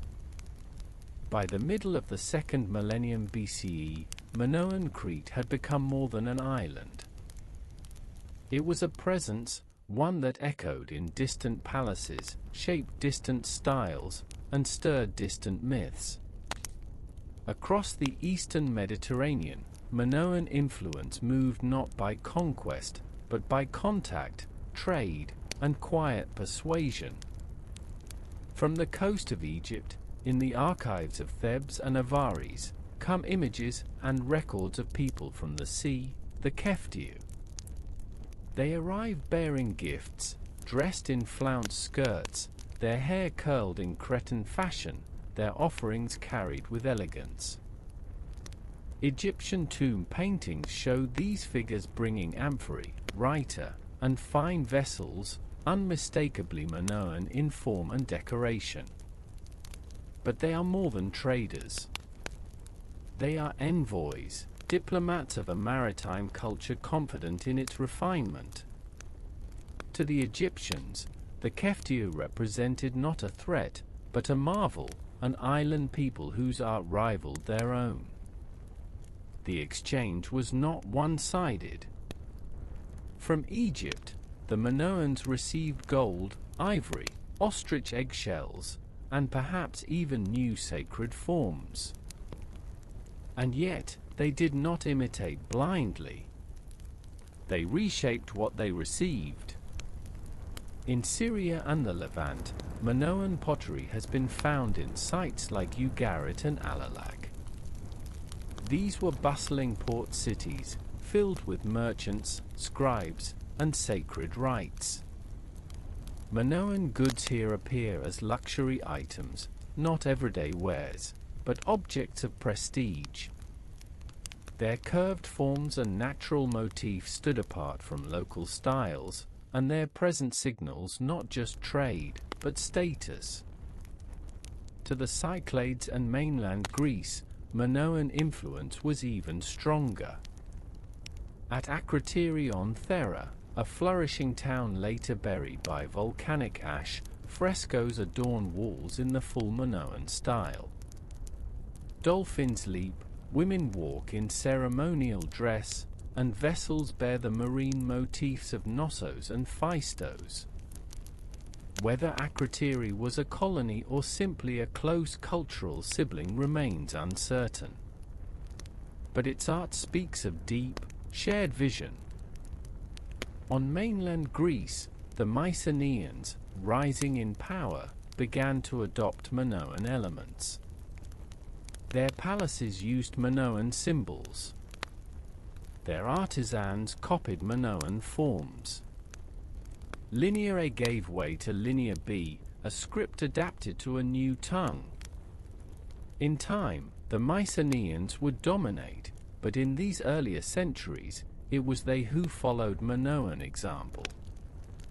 Even the distant island of Cyprus, rich in copper, shows traces of Minoan contact, vessels, motifs, and perhaps even ritual practices. Crete's reach, though not military, was cultural and economic. It moved with grace, not command. This influence was not shallow. It shaped how people built, traded, worshipped, and adorned their lives. The Minoans did not need to rule abroad to be remembered. Their legacy spread because it was welcomed, elegant, harmonious, evocative of a world both prosperous and at peace. And yet, influence is not protection. Even as Crete reached outward, change was brewing, both within and beyond. Earthquakes would shake the island. Volcanoes would stir. And foreign powers would rise. But before that turning, Minoan civilization would rise to its brightest moment, the Neo-Palatial Renaissance, a second flowering of brilliance, complexity, and splendor. It is to that renewal, born from destruction, that we now turn. Around 1700 BCE, catastrophe struck Crete. Earthquakes, violent and far-reaching, reduced the great palaces to rubble. Storms collapsed, frescoes fell, fires swept through the debris. What had taken generations to build was, in a moment, broken. It might have ended there. But it did not. From the ruins rose a new vision, more brilliant, more refined, more confident than before. This was the beginning of the Neo-Palatial period, a time of rebirth, expansion, and artistic triumph. The Minoans did not merely rebuild. They transformed. At Knossos, the palace was reconstructed on a grander scale. Its layout became even more intricate, its light wells deeper, its staircases broader, its decoration richer. New wings were added, rooms reimagined. The central court remained the heart, but the limbs extended further, like a living organism growing toward the sun. Phaistos, too, rose again, its monumental staircase rebuilt, its courts repaved. At Zakros, on the eastern coast, a new palace emerged, rich in trade goods and ritual objects. And in the hinterlands, villas and country houses took on palatial features, storage rooms, light wells, painted walls. This was not only an elite revival. It was a cultural one. The art of this period reached new heights. Frescoes burst with movement and detail, dancers, priests, flora, fauna. Pottery evolved into what is now called the marine style, vessels wrapped in octopuses, shellfish, seaweed, the ocean turned into art. Jewelry, seals, and ritual items became more intricate, more symbolic. Administration, too, advanced. Linear A script was used more widely, etched into tablets, ceilings, and vessels. The economy grew more centralized. Goods flowed through palatial centers, tracked, stored, redistributed. Yet despite this complexity, there is no sign of oppression. The Minoan world remained open, its architecture unwalled, its art full of joy. Religion deepened. New shrines appeared. Peak sanctuaries remained active. Figurines of goddesses, now even more elaborately dressed, multiplied. The balance between ritual and daily life became ever more seamless. The sacred was not apart from life, but within it. And so the island flourished. Trade resumed. Influence spread, Crete, like a great tree after fire, pushed up new growth, stronger, more beautiful than before. It was a golden age, but not one of dominion. It was an age of expression, of balance, of confidence without conquest. This renewal was not naive. The Minoans knew the earth could shake. They knew that fire could fall. And yet they chose not fear, but art. Not retreat, but expansion. They chose to build again, and in doing so, created something even more lasting. Yet this flowering would not last forever. Beneath the brilliance, the ground still trembled. Across the sea, another island stirred, one whose fury would change the shape of the Aegean world. But before that moment, let us first walk amid the full splendor of this renewed civilization, through its rituals, its sports, and its celebrations of life. The Neo-Palatial period, from roughly 1700 to 1450 BCE, was the height of Minoan civilization. In these 2.5 centuries, Crete blossomed into a cultural garden, richly layered, exquisitely tended, and open to the light. Everywhere the signs of mastery can be seen, in stone, in paint, in metal, in ritual. Knossos, reborn after the earthquake, stood now as a wonder of the Bronze Age. Multi-storied, complex, yet harmonious, it served not only as a center of administration but as a ceremonial stage, an aesthetic statement. Its painted columns, red and tapering downward, lined grand staircases and inner halls. Frescoes adorned nearly every surface, leaping bulls, blue monkeys, blooming crocuses, and dancing women. These were not mere decorations. They were declarations of joy, of order, of life. Other palaces, Phaistos, Malia, Zakros, and smaller villas, reflected this same spirit. Their architecture was functional and flowing, their rooms arranged around open courts, their light managed by deep wells and high windows. Water moved silently beneath their floors, frescoes shimmered on their walls. In every design, harmony guided the hand. Trade thrived. Minoan ships reached Egypt, Syria, Cyprus, and mainland Greece. Their pottery, now in the flowing marine style, captured the motion of the sea, octopuses with curling arms, fish darting between seaweed, waves rolling across vessel curves. These were not symbols of power. They were meditations on nature, lovingly rendered. Craftsmanship, too, reached new heights. Goldsmiths created delicate chains, rings, and earrings. Seal stones bore intricate scenes of worship and myth. Ritual vessels, brighter, shaped like bulls or shells, were used in libations.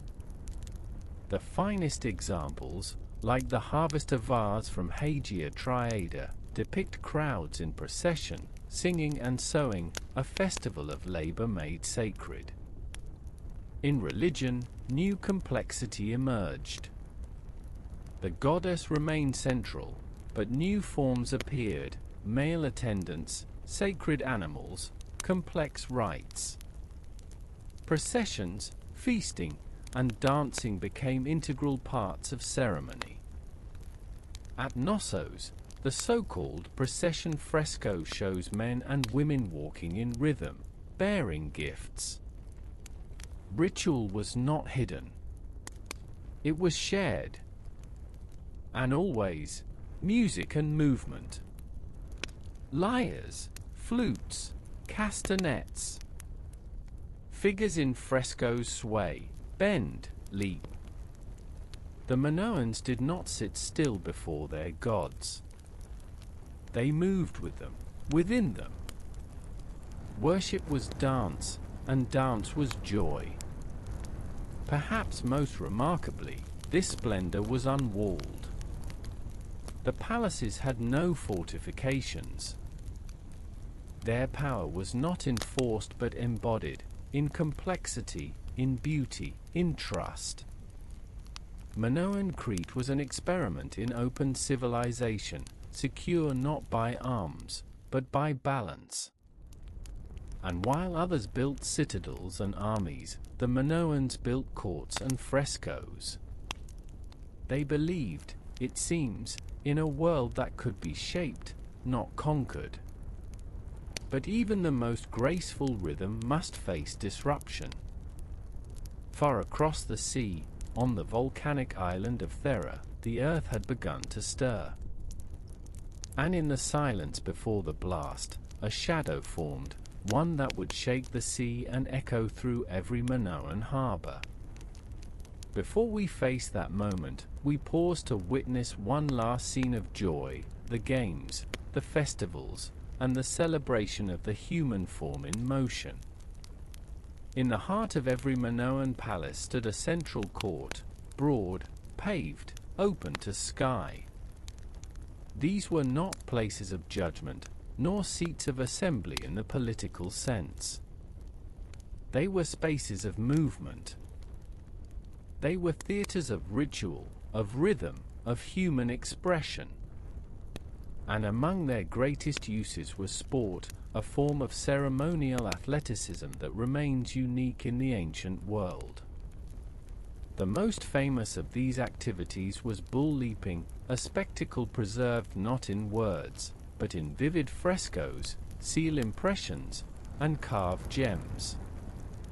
It was not a contest of strength, but of timing, grace, and courage. A living bull, strong, sacred, charged forward, and young athletes met it in movement. One grasped the horns. Another flipped acrobatically over the bull's back. A third landed behind, poised and proud. We do not know exactly how it was done, or if it was ever truly done as depicted. But what matters is not the literal leap. What matters is the symbol. The bull was divine force. The leaper, human skill. Between them, a fleeting harmony, danger overcome not by domination, but by dance. Frescoes from Knossos show spectators watching from grandstands, hands raised in rhythm. The grandstand fresco, as it is now called, captures a sea of faces, women with elaborately styled hair, perhaps priestesses or nobles, calmly observing. Their presence dignifies the event. This was no riotous crowd. It was a ritual audience, part of a sacred performance. And bull leaping was not the only spectacle. Other forms of physical culture likely thrived. Art shows scenes of running, boxing, and jumping.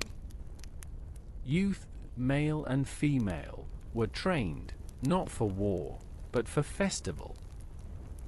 Athleticism was not conquest. It was celebration of the body's grace, of balance, of discipline in joy. Music accompanied these events. Dancers performed. Perhaps processions opened the games, perhaps feasts concluded them. There were no trophies, no empires won. The reward was the act itself, the synchronization of human and sacred movement. What makes Minoan sport so striking is its lack of violence. Unlike later arenas of Rome or even the games of Mycenae, there is no sign of competitive aggression. The focus was not on defeating an opponent, but on achieving form, presence, unity. And these festivals, for they were festivals, likely marked the turning of seasons, the renewal of fertility, the honoring of gods. The court, in this context, became sacred ground, not only for prayer or offering, but for embodiment. Worship was not static. It ran, leapt, and danced. This vision of sport, elegant, symbolic, shared, reflects the broader spirit of Minoan society. Life was not divided into compartments. The sacred, the artistic, the athletic, the communal, all flowed together. But beyond the court, beneath its very stones, something even more essential kept the civilization alive: the quiet, disciplined storage of goods. For beneath beauty, there must be sustenance. And it is to those storerooms of abundance, those deep halls lined with jars, that we now descend. Deep beneath the painted walls and open courtyards of the Minoan palaces lay a quieter world, one of stone jars, narrow passages, and soft, constant labor. These were the magazines, the storerooms of the Bronze Age. And within them, the true engine of Minoan society turned. At Knossos, Phaistos, Malia, and Zakros, rows upon rows of pithoi, large storage jars, lined long, low rooms. Some rested on stone bases. Others were sunken into the floor. They held grain, wine, olive oil, legumes, and perhaps even dried fruit or honey. These jars were not ornamental.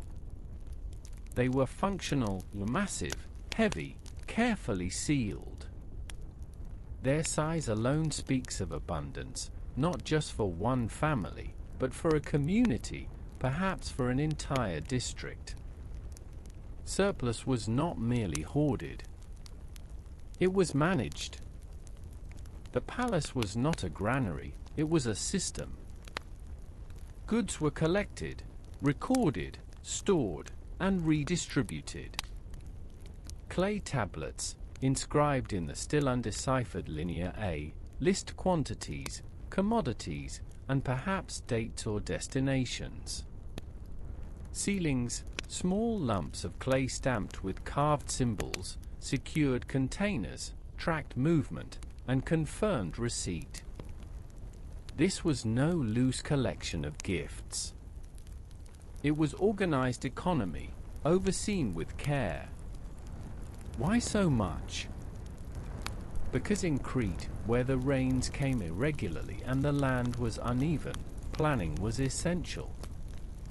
Surplus meant security against drought, earthquake, or lean harvests. It allowed for festivals, for redistribution during need, for the smooth functioning of trade and ritual alike. But surplus also enabled specialization. With food and essentials secured, people could devote themselves to craft, to ceremony, to building and beauty. It was from these stores that artisans drew oil to soften leather, grain to feed laborers, wine for feasts. The palace was not only an administrative center, it was a provider, the pivot of the island's economic wheel. Even ritual drew upon these stores. Libations of oil or wine, offerings of grain or honey, were not occasional acts. They were part of seasonal rhythm, of sacred duty. The pithoi fed not only the body, but the soul of the people. And their presence, dark, massive, quiet, also grounded the grandeur above. For every leaping dancer and painted dolphin, there were rows of sealed jars, cool corridors, and scribes recording with stylus and clay. This was the hidden half of splendor. Yet these storerooms were not cold. They were alive, with scent, with quiet footsteps, with the pulse of preparation. They speak not of excess, but of balance, a civilization not built on conquest or pillage, but on the steady rhythm of sustainability. In a world where so many ancient powers rose and fell on the edge of famine, the Minoans left a different legacy, one of foresight and careful abundance. And as the stores were counted, sealed, and managed, another innovation took shape, one that would carry their memory long after their language was lost, the art of writing. It is to the scribes and symbols, the silent voices of clay, that we now turn. Among the countless artifacts of Minoan Crete, none are more enigmatic than the small, clay tablets marked with signs, symbols arranged in rows, incised with precision, then left to harden by time or fire. These were not art, not myth, not poetry. They were records. They were the tools of an organized, literate society. And they speak to us, not with meaning, for we cannot yet read them, but with intention. The Minoans developed a script now called Linear A, used primarily during the Neopalatial period for administrative purposes. Found in storerooms, workshops, and archives across sites like Knossos, Phaistos, and Zakros, these tablets offer a glimpse into a world of tallies, inventories, and transactions. Linear A was written from left to right, composed of syllabic signs, each symbol likely representing a sound. It appears alongside numerical signs, ideograms, and seal impressions. The clay tablets were small, flat, and unfired, not meant to last forever, but to serve a purpose, tracking goods, managing labor, noting offerings. Many survive only because fire, often destructive, accidentally baked them into permanence. Despite decades of study, Linear A remains undeciphered. It likely records a language unrelated to later Greek, perhaps native to Crete, perhaps imported from the East. Its meaning is locked, but its form reveals much. This was not a casual tool. It was part of a system, learned and practiced by trained scribes, individuals who served in the palace administration, managing the complex machinery of economy, storage, and ritual. Beyond Linear A, other writing systems emerged. The Phaistos disc, a fired clay disc imprinted with spiraling pictographs, remains a singular mystery. Its signs are unlike those of Linear A. It may represent another script, a ritual hymn, or a list. Its purpose is unknown, but its craftsmanship is deliberate. Even seal stones, used to stamp wet clay as signatures or authorizations, bear symbols, images of animals, humans, and gods, alongside what may be early written signs. Each seal was unique. It represented authority, identity, perhaps even office. Writing in Minoan Crete was not widespread. It was not used for literature, for history, or for law codes as in Mesopotamia. It was administrative and sacred. The scribes were stewards of memory, their tools, clay and stylus, their domain, the storerooms and ritual halls. What does this tell us? That Minoan civilization had moved beyond oral coordination. It had entered the realm of recorded thought, however practical. Goods could be tracked. Labor accounted for. Ritual offerings logged. The palace did not guess. It knew. This was not writing as power alone. It was writing as structure, as quiet certainty. In the absence of kings, in the absence of monuments to war, the clay tablet becomes the truest emblem of Minoan administration. And through it, the people of Crete sustained their balance between abundance and need, between ritual and routine. Next, we return once more to the center, not the system, but the living space. The heart of Knossos as it pulsed in daily rhythm, rich in color, echo, and ceremony. There are places where history lingers not in relics, but in atmosphere, and Knossos, at its height, was such a place. It did not rise into the sky like a ziggurat or shine like a marble temple. It flowed, quietly, elegantly, like the people who moved within it. This was not a citadel of kings, but a living space, immense, intricate, and full of purpose. The sounds of daily life would have echoed through its corridors, the murmur of conversation, the splash of water from cisterns, the steady hum of labor, and, from time to time, the clear ring of ritual song. Here in the central court, life unfolded in ceremonies and festivals. Processions crossed the flagstones. Dancers spun beneath banners. Offerings were poured to gods whose names we do not know, but whose symbols remain: the horns of consecration, the double axe, the sacred bull. Beyond the court, corridors wound toward rooms with painted walls and wooden beams. There were domestic quarters, likely for the elite or the priesthood, with polished floors, inlaid furniture, and walls that shimmered with color, blue dolphins in motion, red-robed priestesses walking with poise, intricate geometric borders framing each scene. The Queen's Megaron, so named by later archaeologists, was one such space, with a built-in latrine, flowing water, and frescoes of marine life. Whether it belonged to royalty or a high priestess is unknown. But it reveals a lifestyle not of ostentation, but of grace. Even comfort was designed with beauty in mind.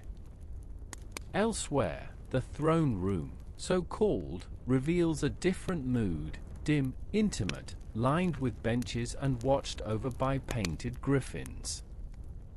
At its center stands a gypsum seat, modest in scale but symbolically powerful. Was it a throne for a priestess? A ritual focus? A seat for a deity in symbolic form? We cannot say. But the room speaks of quiet authority, not shouted, but enacted through presence. Beneath these chambers, in long storerooms, the rhythm of economy moved, oil stored, grain counted, vessels sealed. Above them, light wells pierced the ceiling, drawing sun and air downward into what might otherwise be shadow. This was architecture in conversation with the world, open, balanced, alive. And through it all, color, not as ornament, but as language. The walls were painted not to impress, but to express reverence for nature, harmony with the sea, joy in movement. The palace was a canvas, and life was the brushstroke. Knossos was not static. It breathed. Fires were lit. Meals prepared. Music played. It was a home, a sanctuary, a center of exchange. Visitors came from across the island, perhaps even from other lands, bringing goods, petitions, offerings. And when the sun set, lamps flickered in its windows, casting shadows on walls alive with story. To step into the heart of Knossos is to understand Minoan life at its fullest, not just in ritual or governance, but in daily grace, in the rhythm of motion, in the unspoken poetry of space. And beyond these walls, the ships waited. For Crete was not only inward-looking. It reached out, across water, to islands, to lands beyond the horizon. In the next chapter, we follow that gaze outward, to the ships that bore Minoan culture across the waves, and the far harbors that received them. To understand the Minoans, one must understand the sea.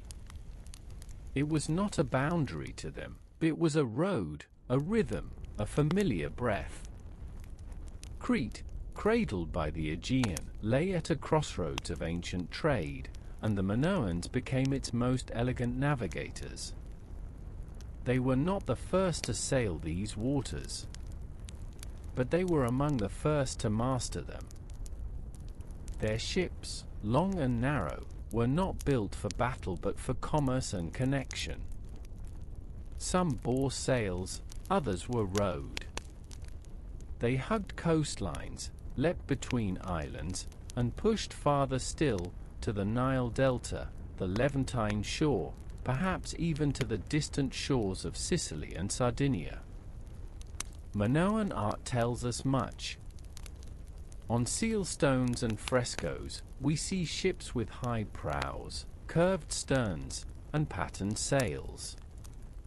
Some are crowded with figures, suggesting ceremonial voyages. Others are laden with jars, the lifeblood of trade. What did they carry? From Crete flowed olive oil, wine, pottery, wool, textiles, carved stone, and precious metals. These goods bore not only value, but identity. A Minoan jar, found in a Syrian palace or an Egyptian tomb, spoke of a people refined and trustworthy. In return, their ships brought home copper from Cyprus, gold from Nubia, lapis and ivory from the East, ideas from the great civilizations of the Near East. They did not plunder. They traded. They built relationships. Their ports, at Comos, Amnisos, and Zakros, were not mere docks. They were gateways, bustling with merchants, scribes, sailors, and priests. There, the palace met the world. Goods were offloaded, counted, sealed. Foreigners walked Minoan streets. Languages mixed. Rituals blended. It was a world of movement. And the sea was not only commerce. It was myth. The bull leaping from the waves, the goddess born across water, the dolphins dancing in frescoes, these are not idle images. They reflect a sacred geography. The sea was alive, guided by deities, watched by stars, crossed in reverence. Minoan sailors were likely skilled in celestial navigation, reading the stars, the winds, the swell of waves. They understood the seasonal rhythms of travel. Their voyages were planned, deliberate, informed by experience passed through generations. In this, the Minoans were not insular. They were cosmopolitan islanders who looked outward, confident in what they had to offer. And others, Egyptians, Syrians, Mycenaeans, looked back with admiration. Not all who crossed the sea came as traders. Some came as guests. Some, in time, would come as conquerors. But in this moment, the sea was a mirror, reflecting the elegance of a civilization that understood movement, both physical and cultural. Their ships were not tools of empire, but threads of connection, stitching Crete into the tapestry of the ancient world. And yet, across that same sea, the ground was shifting. On the island of Thera, a volcano stirred, preparing to unleash a fury that would darken skies and silence cities. In the next chapter, we face that storm, the greatest eruption the ancient Aegean would ever know. Far to the north of Crete, beyond the Cyclades, lies the island of Thera, known today as Santorini. In the Bronze Age, it was a fertile ring of land encircling a calm, central lagoon. Its people, closely tied to the Minoans, built homes of stone, painted frescoes of dolphins and antelopes, planted vines in black volcanic soil. Life here, like on Crete, moved in rhythm with the sea and the sky. But beneath the soil, the island breathed fire. Around 1600 BCE, the mountain at Thera's center, the long silent volcano, began to stir. The earth trembled. Gas hissed from fissures. Animals fled. Then, over days or perhaps weeks, the eruption began, slow at first, then sudden, then cataclysmic. The Thera eruption was one of the most powerful in recorded history. Its plume of ash and gas rose miles into the sky, darkening the sun. Superheated clouds of pumice and ash raced down the slopes, obliterating everything in their path. A tidal wave, a tsunami, vast and merciless, surged southward, sweeping over the low-lying coasts of Crete. The town of Akrotiri on Thera was buried, preserved in silence beneath meters of ash. Its frescoes, still vivid today, show a world frozen in time, vibrant, delicate, unprepared. There are no bodies. Its people had time to flee. But the city was gone. The impact on Crete was devastating.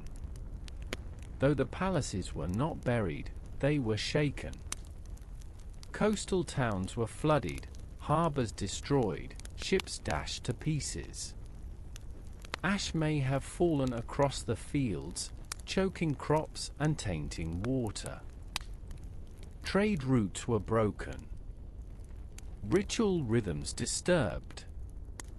A civilization defined by balance was thrown into imbalance. Yet the damage was not only physical. It was spiritual. The Minoans, whose world was so closely tied to the cycles of nature, to sacred peaks and fertile plains, now faced an event beyond understanding. What god had turned away? What offering had been missed? In the wake of the eruption, Crete did not fall immediately. The palaces still stood. The frescoes still shone. But something had changed. The rhythm was broken. The threads that connected Crete to its allies, its trade partners, its satellite cultures, those threads had been cut. And into that silence, new voices would rise.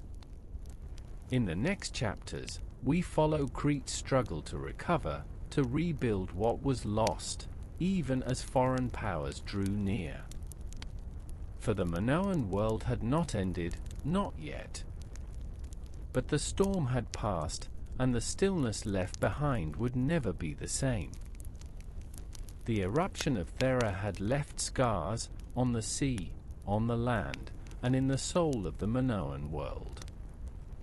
But the people of Crete did not retreat into ruin. They rose, as they had after quakes before, not with loud triumph, but with measured resilience. In the decades after the eruption, between 1600 and 1500 BCE, Knossos, Phaistos, and other centers remained active. Life returned to courtyards. Fires were lit in hearths. The tools of daily living, spindle whorls, loom weights, seal stones, reappeared in the layers of ash and dust. These were not the signs of a civilization in collapse. They were signs of endurance.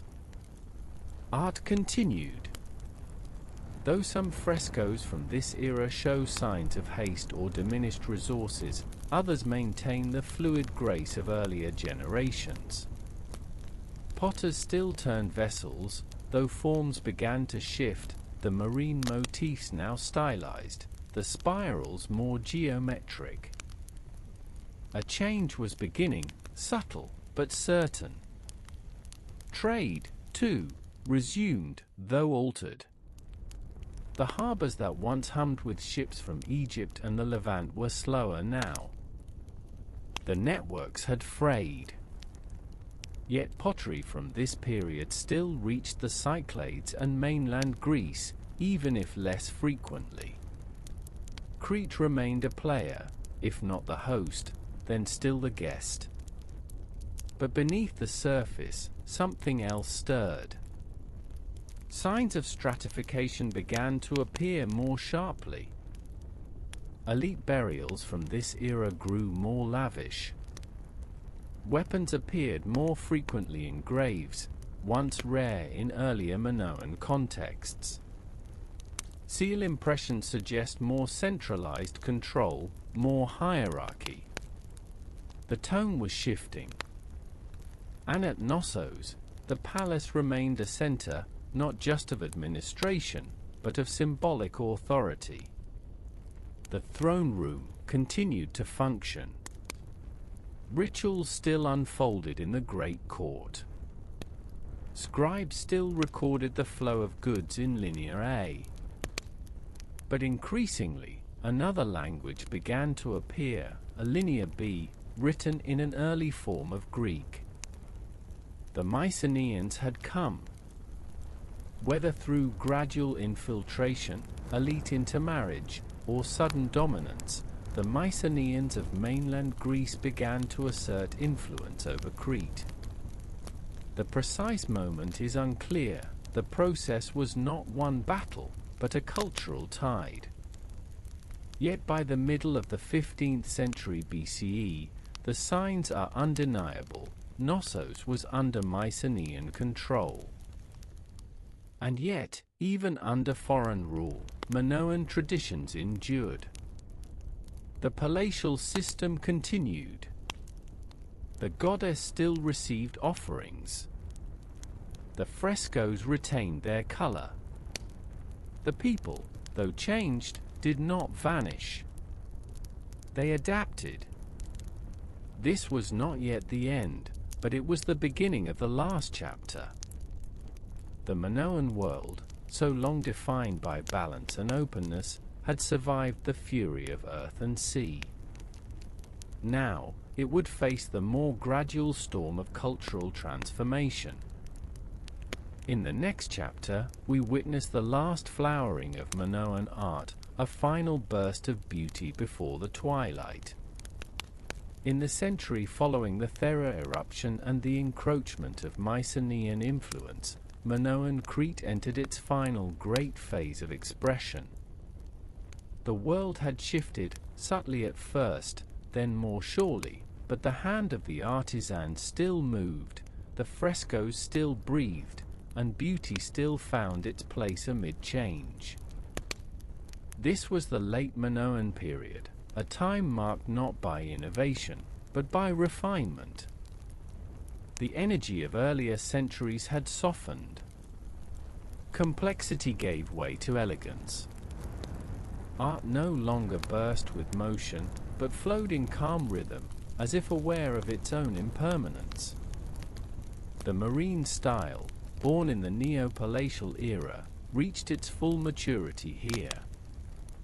Pottery was still adorned with octopuses, nautiluses, seaweed, and coral, but now the forms were more stylized, abstracted, almost meditative. The creatures no longer darted with urgency. They floated. New styles emerged as well, the floral style, with delicate patterns of lilies and papyrus, the pictorial style, which began to show more narrative elements. Figures of humans and animals became bolder, though often more rigid. Mycenaean influence was present, seen in the forms, the themes, the increasing presence of warlike motifs, but the Minoan touch lingered. Fresco painting continued, though more sparsely. The walls of Knossos and nearby villas still bore color, women with bare shoulders and full skirts, men with slim waists and proud posture. Scenes of processions, harvest, ritual. Yet something had shifted. The figures seemed less communal, more formal. The spontaneity of earlier works was now shaped by new hands, new expectations. Jewelry, too, remained exquisite. Gold rings with finely carved scenes, often of worship or mythical animals, were still crafted with care. Seal stones, increasingly carved in the Mycenaean manner, bore motifs of lions, warriors, and altars. The old symbols, the labrys, the sacred bull, the goddess, still appeared, but now shared space with new forms. Even in architecture, the Minoan style endured. Villas and administrative centers retained features of the palatial design, light wells, lustral basins, storerooms, and frescoed halls. But construction grew simpler. Ornament faded. The grand rhythms of the past became a quiet echo. Throughout all of this, there was a sense of grace in transition.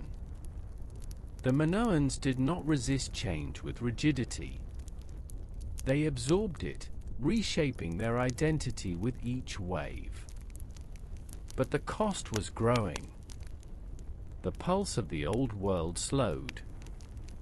By the end of the 15th century BCE, Knossos, the last of the great palaces, would fall, not in fire, perhaps, but in silence.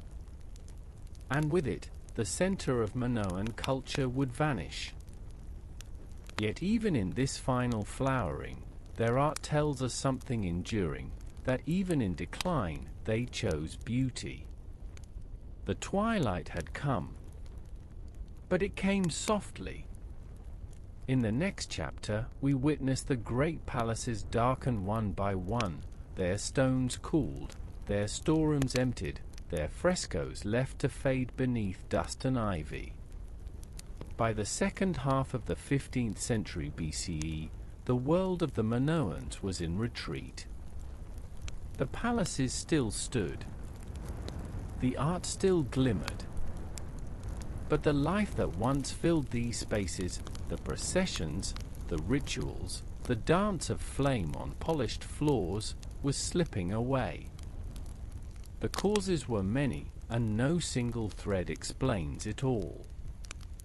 But across the island, a pattern unfolds, palaces abandoned, villages burned, workshops stilled. This was not one moment, but a slow unraveling, a fading that came in waves. At Knossos, the greatest of the palaces, the signs of continued use after the Thera eruption are clear. The administration shifted. Linear B, a Mycenaean script, an early form of Greek, began to replace the older Linear A ceilings, tablets, and architectural changes suggest Mycenaean rulers now controlled the center of power. But the Minoan spirit lingered, in the art, in the ritual, in the quiet corners. And then, around 1375 BCE, Knossos too fell. Whether by earthquake, invasion, or internal collapse remains uncertain. There is evidence of fire, of sudden abandonment, of destruction not soon repaired. The palace was not rebuilt. Its halls, once filled with offerings and light, were left to the dust. Other sites, Phaistos, Malia, Zakros, had already fallen decades earlier. Some were destroyed by fire. Others simply abandoned. The reasons remain debated: natural disaster, Mycenaean aggression, social fragmentation, or a slow erosion of the system that once sustained palatial life.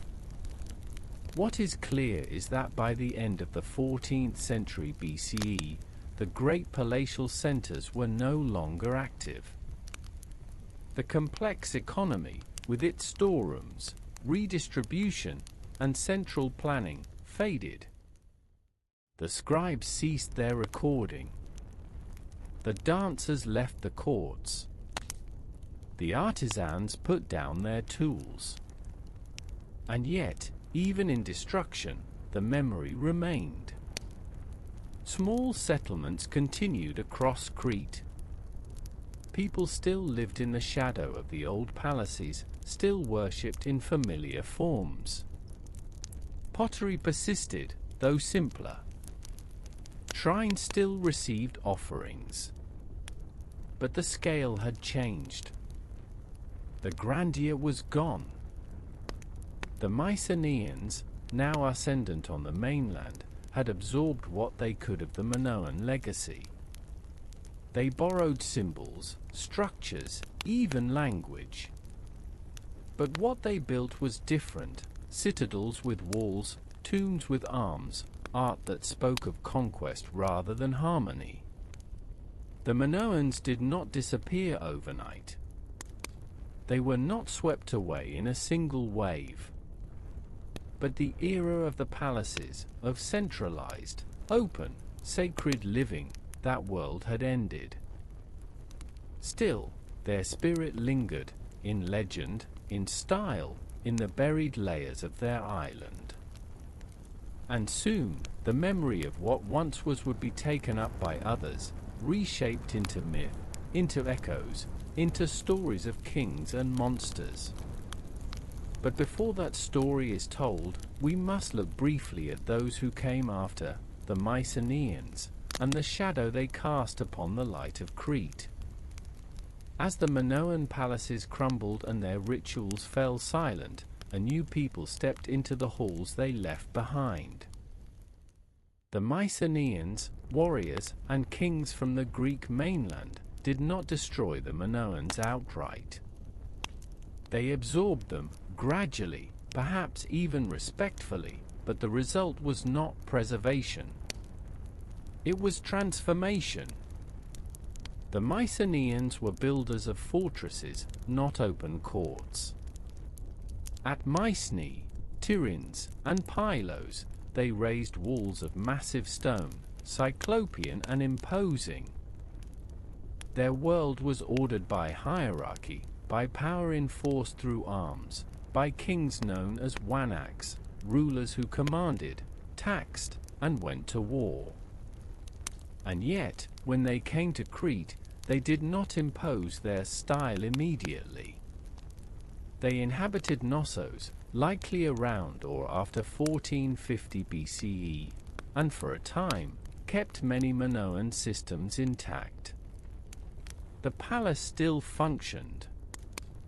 Tablets were written, now in Linear B, the earliest known form of Greek. But the goods listed, the names of officials, the organization of labor, these echoed the older Minoan model. It is as if the Mycenaeans, recognizing the sophistication of what they had inherited, chose to learn before they ruled. Still, the signs of change are unmistakable. Where the Minoans celebrated life in color, Mycenaean art turned to themes of war, of hunting, of mastery over nature. Seal stones show men with spears, lions being slain, chariots in motion. The goddess remained, but now she stood beneath a sky of swords. Burial practices also changed. The grand though lost tombs of the Mycenaeans, carved deep into hillsides, stood in contrast to the communal graves of Minoan tradition. In these tombs lay weapons, armor, gold, signs of status, of conquest. Power had become visible, not woven into ritual, but declared in death. And language, perhaps the most telling change, had shifted. The Linear B tablets, found in the final archives of Knossos, speak not the soft syllables of a Minoan tongue, but the firmer cadence of early Greek. Names of gods appear: Poseidon, Zeus, Hera, alongside others more ancient, perhaps Minoan in origin. The two pantheons had begun to merge. Still, Crete was not simply erased. In dress, in pottery, in ceremony, the Mycenaeans adopted Minoan forms. Their art retained the spiral, the floral motif, the sacred bull, though now stylized, hardened. The goddess with raised arms still stood in shrines, though her story had changed. This was a time of hybridity, of cultural layering. The Mycenaeans ruled, but the Minoans endured, in form, if not in name. And yet, even this fusion would not last. Within a century, the Mycenaean world, too, would fall to fire, to migration, to the slow erosion of order. But Crete's memory, reshaped by their hands, would live on, not in empire, but in myth. In the next chapter, we explore this final blend, where two worlds met, mingled, and gave birth to something new. After the fall of the Minoan palaces and the arrival of Mycenaean rulers, Crete entered a period not of silence, but of transformation. It was neither wholly Minoan, nor fully Mycenaean. It was something between, a hybrid world, where the lines between inheritance and influence blurred. The material culture of this era, from roughly 1450 to 1200 BCE, bears the marks of both traditions. Pottery retained Minoan forms and motifs, but with Mycenaean structure and technique. Vessels were still adorned with spirals, flowers, and marine life, though their lines grew stiffer, their energy subdued. Function now often outweighed flourish. Architecture followed suit. Villas and administrative centers used Minoan plans, central courts, storage rooms, light wells, yet added new elements: fortified walls, narrow gates, megaron-style halls. The open, flowing spaces of old gave way to controlled entries, guarded thresholds. Ritual, too, adapted. The Minoan goddess remained, sometimes named, sometimes nameless, but she now stood alongside Mycenaean deities. Shrines bore both the old horns of consecration and new offerings: swords, boar tusks, golden masks. The sacred was now shaped by hierarchy and state, no longer embedded in every hillside or peak sanctuary. Language completed the shift. Linear B replaced Linear A across the island, used to track goods, assign rations, and list personnel. Names of places, Knossos, Amnisos, Phaistos, persisted. But the voices that recorded them now spoke in an early Greek tongue. Even the word Minos, perhaps once a title, perhaps a god, became a name in legend. Yet in this fusion, something subtle was lost.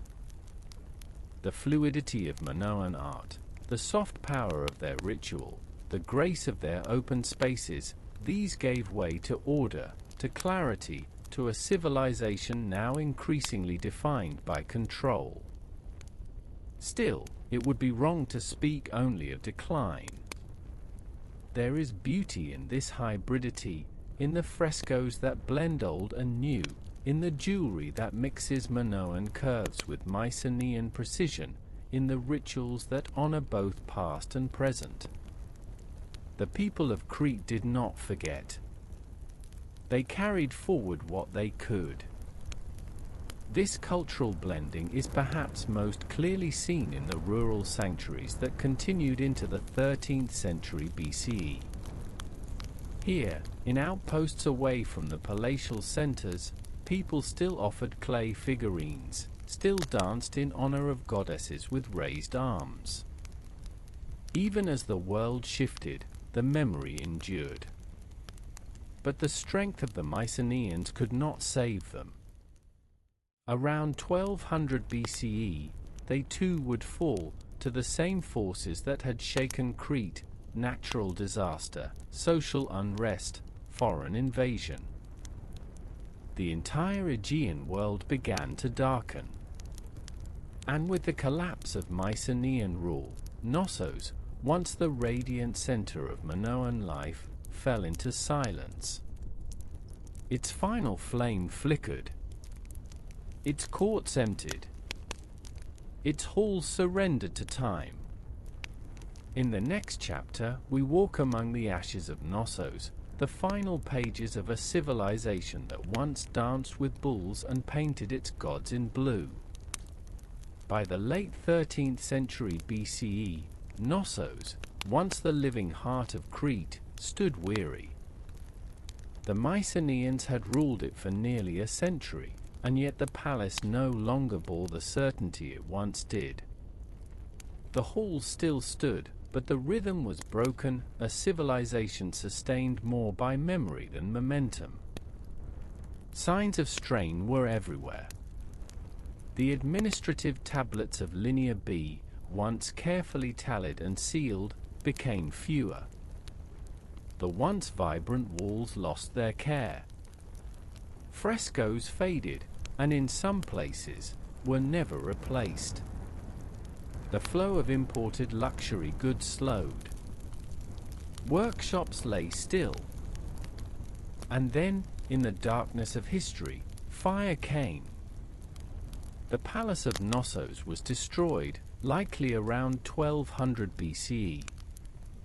The cause remains uncertain. Some suggest earthquake. Others point to invasion, internal revolt, or gradual abandonment followed by destruction. But the end is clear. The walls blackened. The storerooms cracked. The light wells, once filled with sun, choked with ash. What perished in that fire was not merely a building, but a world view, a way of life that had stretched back for centuries. It was the final moment in a long twilight. After Knossos fell, no new palace was built on Crete. The great central courts of Phaistos, Zakros, and Malia had long since been abandoned. Now, even the last survivor was silent. Yet the people did not vanish. Across Crete, small settlements endured. Farmers tilled the earth. Potters shaped vessels. Shrines were tended, even if simpler now. The Minoan spirit did not vanish, it transformed, passing into folk practice, into local memory, into story. By the time the Iron Age dawned, Crete had changed utterly. Its language, its gods, its rulers, all bore new names. And yet the ruins of Knossos remained, overgrown but unforgotten. Travelers passed its silent stones and wondered what mighty race had lived there. And slowly, over generations, the memory turned to myth. They said there had been a labyrinth, a mighty king, a creature, half man, half bull, a hero who sailed from Athens and slew the beast, a thread, a dance, a secret in the earth. Thus, history passed into legend. And Knossos, no longer the seat of a queen or the center of trade, became the palace of Minos. The bull leaper became Theseus. The frescoed court became the labyrinth. The real people, the real artisans and dancers and priests, faded. But their shapes remained, refracted through the myths of later Greeks, reshaped in the songs of poets and the carvings of vase painters. And in this, the Minoans lived on, not as conquerors, but as memory. In the next chapter, we step back from fire and ruin, and look with quiet reverence upon all that the Minoans created, and all that endured. Though the last fires of Knossos died out over 3,000 years ago, the Minoan civilization did not vanish into oblivion. Its ruins, its symbols, its quiet achievements, all have persisted, whispering through the ages. What endures, first and foremost, is the legacy of balance. In a world often shaped by conquest, the Minoans chose grace. Their cities were open, their palaces unwalled. Their power was not forged in war, but in trade, in ritual, in beauty. Even in times of strife, they rebuilt not with towers and weapons, but with columns, light, and color. The art of the Minoans endures, vivid still, even after centuries beneath ashen soil. The leaping bull, the blue dolphins, the dancing women with long curls and open arms, these images are not relics. They are moments captured in motion, eternal in their vitality. So too does their architecture speak across time. The layout of Knossos, with its flowing spaces, light wells, and lustral chambers, reveals a deep understanding of movement, light, and life. It was not designed to impress from without, but to envelop from within, a space meant to be lived in, to be passed through with reverence and ease. Their ritual symbols, the labrys, the sacred horns, the goddess with upraised arms, have entered the language of myth, adopted and adapted by cultures that followed. The very word labyrinth, born from their language and their legends, has become universal, a metaphor for mystery, for complexity, for journey. And their story endures, passed down not through their own writings, for those remain unread, but through the tales of those who came after. The Greeks, looking back across time, wove Minoan memory into the myth of Minos, Theseus, Ariadne, and the Minotaur. Beneath those legends lie real walls, real halls, and real people. Even in modern times, the rediscovery of Minoan Crete, through the work of archaeologists like Arthur Evans, reignited fascination. The frescoes were unearthed, the palaces reconstructed, the tablets studied. A civilization once thought lost was brought again into the light, not whole, but recognized. But more than anything, what endures is the lesson of the Minoans, that power can be elegant, that culture can flourish without conquest, that beauty can be a foundation as strong as stone. Their world was not perfect. It ended, as all worlds do. But in its rise and in its ruin, it left behind something rare, a vision of civilization not built on domination, but on harmony. In the next chapter, we return to the myths, those glowing embers of memory that carried the Minoan spirit into legend. When the palaces fell and the scribes ceased their writing, something curious happened. The world did not forget Crete. It remembered, not with accuracy, but with awe. Across the sea, in the rising cities of mainland Greece, the old memories of Minoan greatness were not buried. They were transformed. And thus, the real became mythic. The great palace of Knossos, with its winding corridors and endless rooms, became the labyrinth, a place of mystery and entrapment, built by the genius Daedalus, whose craft rivaled the gods. Its master was Minos, now a mighty king, stern and sacred, who ruled not only men but judged souls in the underworld.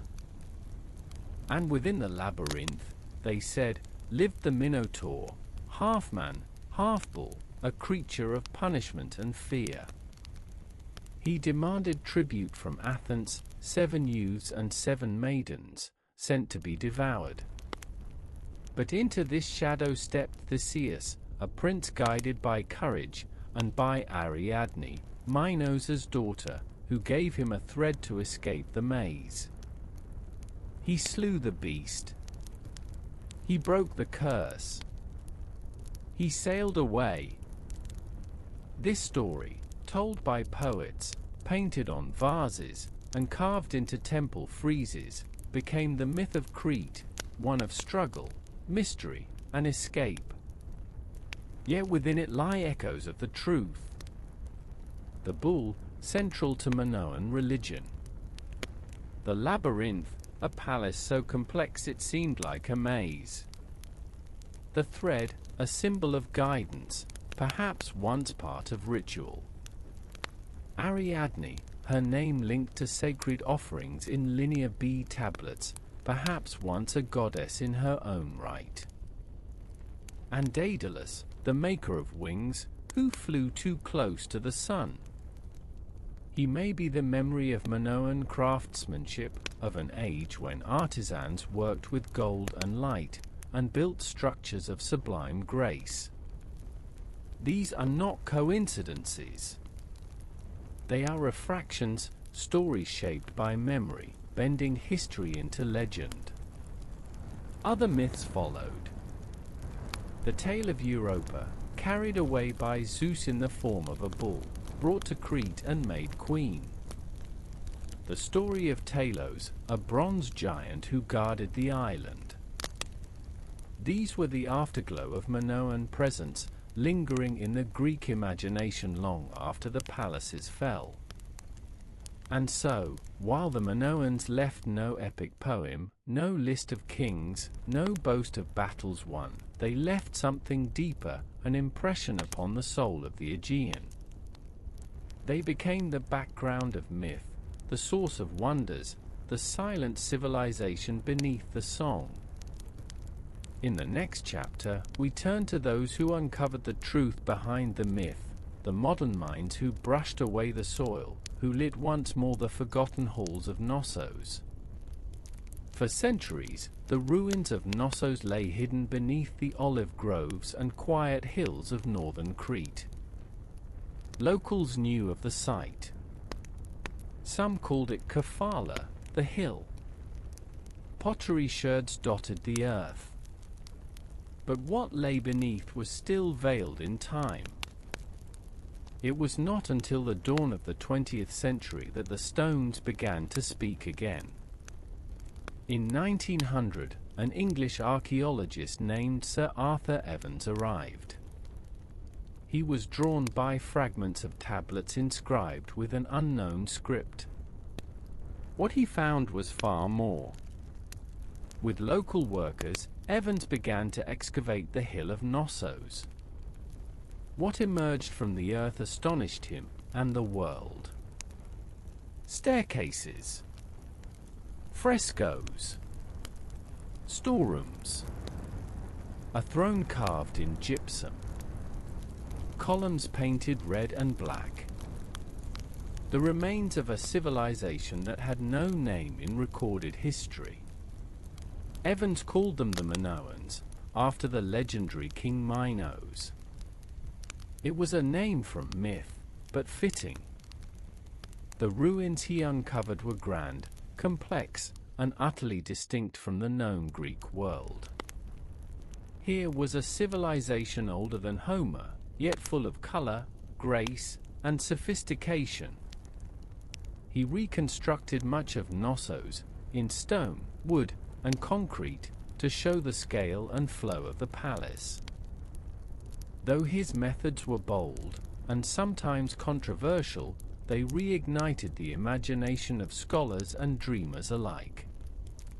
Excavation soon followed at Phaistos, Marlia, Zakros, and smaller sites across Crete. Pottery was catalogued. Frescoes were carefully lifted and preserved. Seal stones, jewelry, tools, and tablets filled museum cases. Among the greatest mysteries were the scripts, Linear A, which remains undeciphered, and Linear B, which was cracked in the 1950s by Michael Ventris, revealing that it was an early form of Greek, used by the Mycenaeans.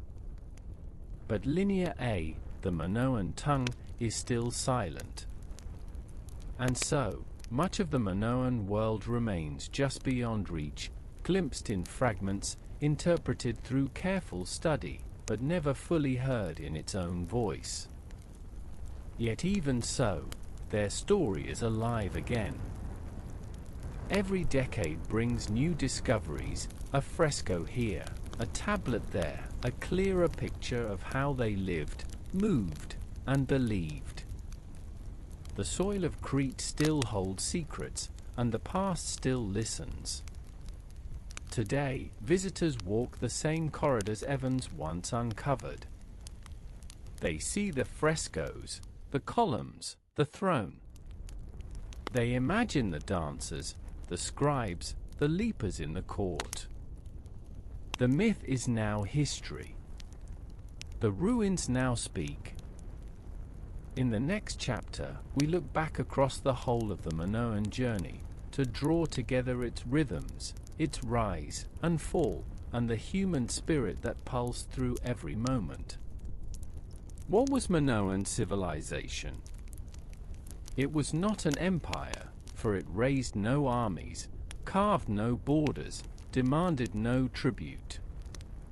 It was not a kingdom in the traditional sense, for we find no grand statues of rulers, no proclamations of power. And yet it was not simple. It was organized, refined, and deeply woven into the rhythms of the Bronze Age world. At its heart lay the palace, not a fortress, but a sanctuary, a center of movement, memory, and ritual. These were places of administration, yes, but also of art, of ceremony, of communal life. The architecture itself spoke of balance, flowing rooms, open courts, water channels, and sacred light. Around the palaces stretched settlements, ports, and sanctuaries, linked by trade, by religion, by language. The Minoans were not isolated. Their ships crossed the seas, carrying oil, pottery, textiles, and ideas. They connected with Egypt, the Levant, the Cyclades, the Greek mainland. And yet they remained distinct. Their art was not that of conquest or monument, but of joy and grace. Frescoes filled with leaping animals, blooming flowers, and dancers in motion. Jewelry crafted in gold filigree. Pottery that flowed with the curves of the sea. Their religion was intimate, centered around the goddess, the sacred bull, the double axe, and the peak sanctuary. It honored the rhythms of nature, the cycles of the earth. It was danced, poured, sung, not decreed from above, but enacted among the people. Their writing, mysterious still, recorded goods, offerings, names. Not declarations of war, but inventories, tallies, rituals. Their voice was practical, sacred, and now lost. The Minoans were a civilization of balance between human and divine, land and sea, order and beauty. They did not endure forever. No civilization does. But the shape they left behind, soft-edged, flowing, elegant, is unlike any other. In the face of disaster, earthquakes, tsunamis, fire, foreign rule, they adapted. They rebuilt. They endured. Even when the Mycenaeans arrived, they did not vanish. They wove themselves into the next story. And when that story ended, they lived on in myth, not as conquerors, but as mystery, as beauty, as the first great light of the Aegean. In the next chapter, we descend at last into reflection, into legacy, into the soft echo of all that once was. What remains of the Minoans? Not their words. Their language is still locked within the lines of Linear A. Not their cities, for their palaces lie in ruin, their walls crumbled, their courts empty. And yet they endure in echo, in myth, in memory. They endure in the images that have crossed millennia. The dolphin that leaps across the palace wall. The woman with bare shoulders and uplifted arms. The youth vaulting over the horns of the sacred bull. These are not relics. They are symbols, speaking of a world where beauty and meaning were one. They endure in the patterns of thought they left behind, the notion that power can be elegant, that a society can be shaped by ritual and art, that the sacred can dwell not in height or conquest, but in harmony. They endure in myth, as we have seen, refracted through Greek imagination, retold in the voices of poets, sculptors, and playwrights. In Theseus, Ariadne, Minos, the labyrinth, we find shadows of real people, real halls, real ceremonies. The myth distorts, but it does not forget. They endure in the land itself, in Crete, where the olive still grows, where the sea still hums against the shore, where shepherds and sailors move through hills once watched by Minoan eyes. The island is quieter now, but the stones remain, and in their silence, they remember. And they endure in us, in the scholars who study, in the visitors who walk the ancient courts, in the storytellers who try, as best they can, to give voice to those who left none. The Minoans left behind no epic, no boast, no monument to war. What they left is more fragile and more lasting, the sense of a world where life could be beautiful, even in its brevity. And that, perhaps, is their truest legacy, not power, but presence. Not command, but grace.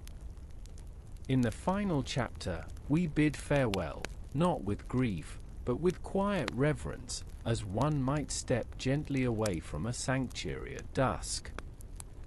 There is a stillness now in the palace of Knossos. The sun falls softly across the old stones. Wind moves through the broken columns. The walls, once alive with color and sound, stand quiet. And yet, something lingers. To say farewell to the Minoans is not to close a door. It is to step gently from one world into the next, carrying with us the whisper of what was. They were a people who rose not with war, but with rhythm, whose greatness was measured not in conquest, but in harmony, in light, in movement. They carved no empire into maps, but they shaped the very soul of the Aegean. Their palaces, now scattered stones, once held laughter, ritual, craft, and care. Their frescoes, though faded, still leap with life. Their silent scripts remind us that not all must be understood to be felt. Their gods remain unnamed, yet their presence is sensed in the grace of every painted figure, every carved seal, every buried offering. In the centuries after their fall, the Minoans would be remembered in other voices, as myths, as monsters, as mysteries. And yet beneath those stories lies something truer, a people who lived beautifully, who honored the land, the sea, and the sacred, and who met both triumph and ruin with balance. We leave them now not in loss, but in quiet awe. For though their world is gone, the shape of it endures, like a song whose melody has faded, but whose echo still stirs the heart. So let us walk once more through the court, past the painted dolphins, beneath the red columns. Let us pause at the threshold and look back. The light is dimming. The hills rise beyond. And Crete, eternal Crete, breathes on.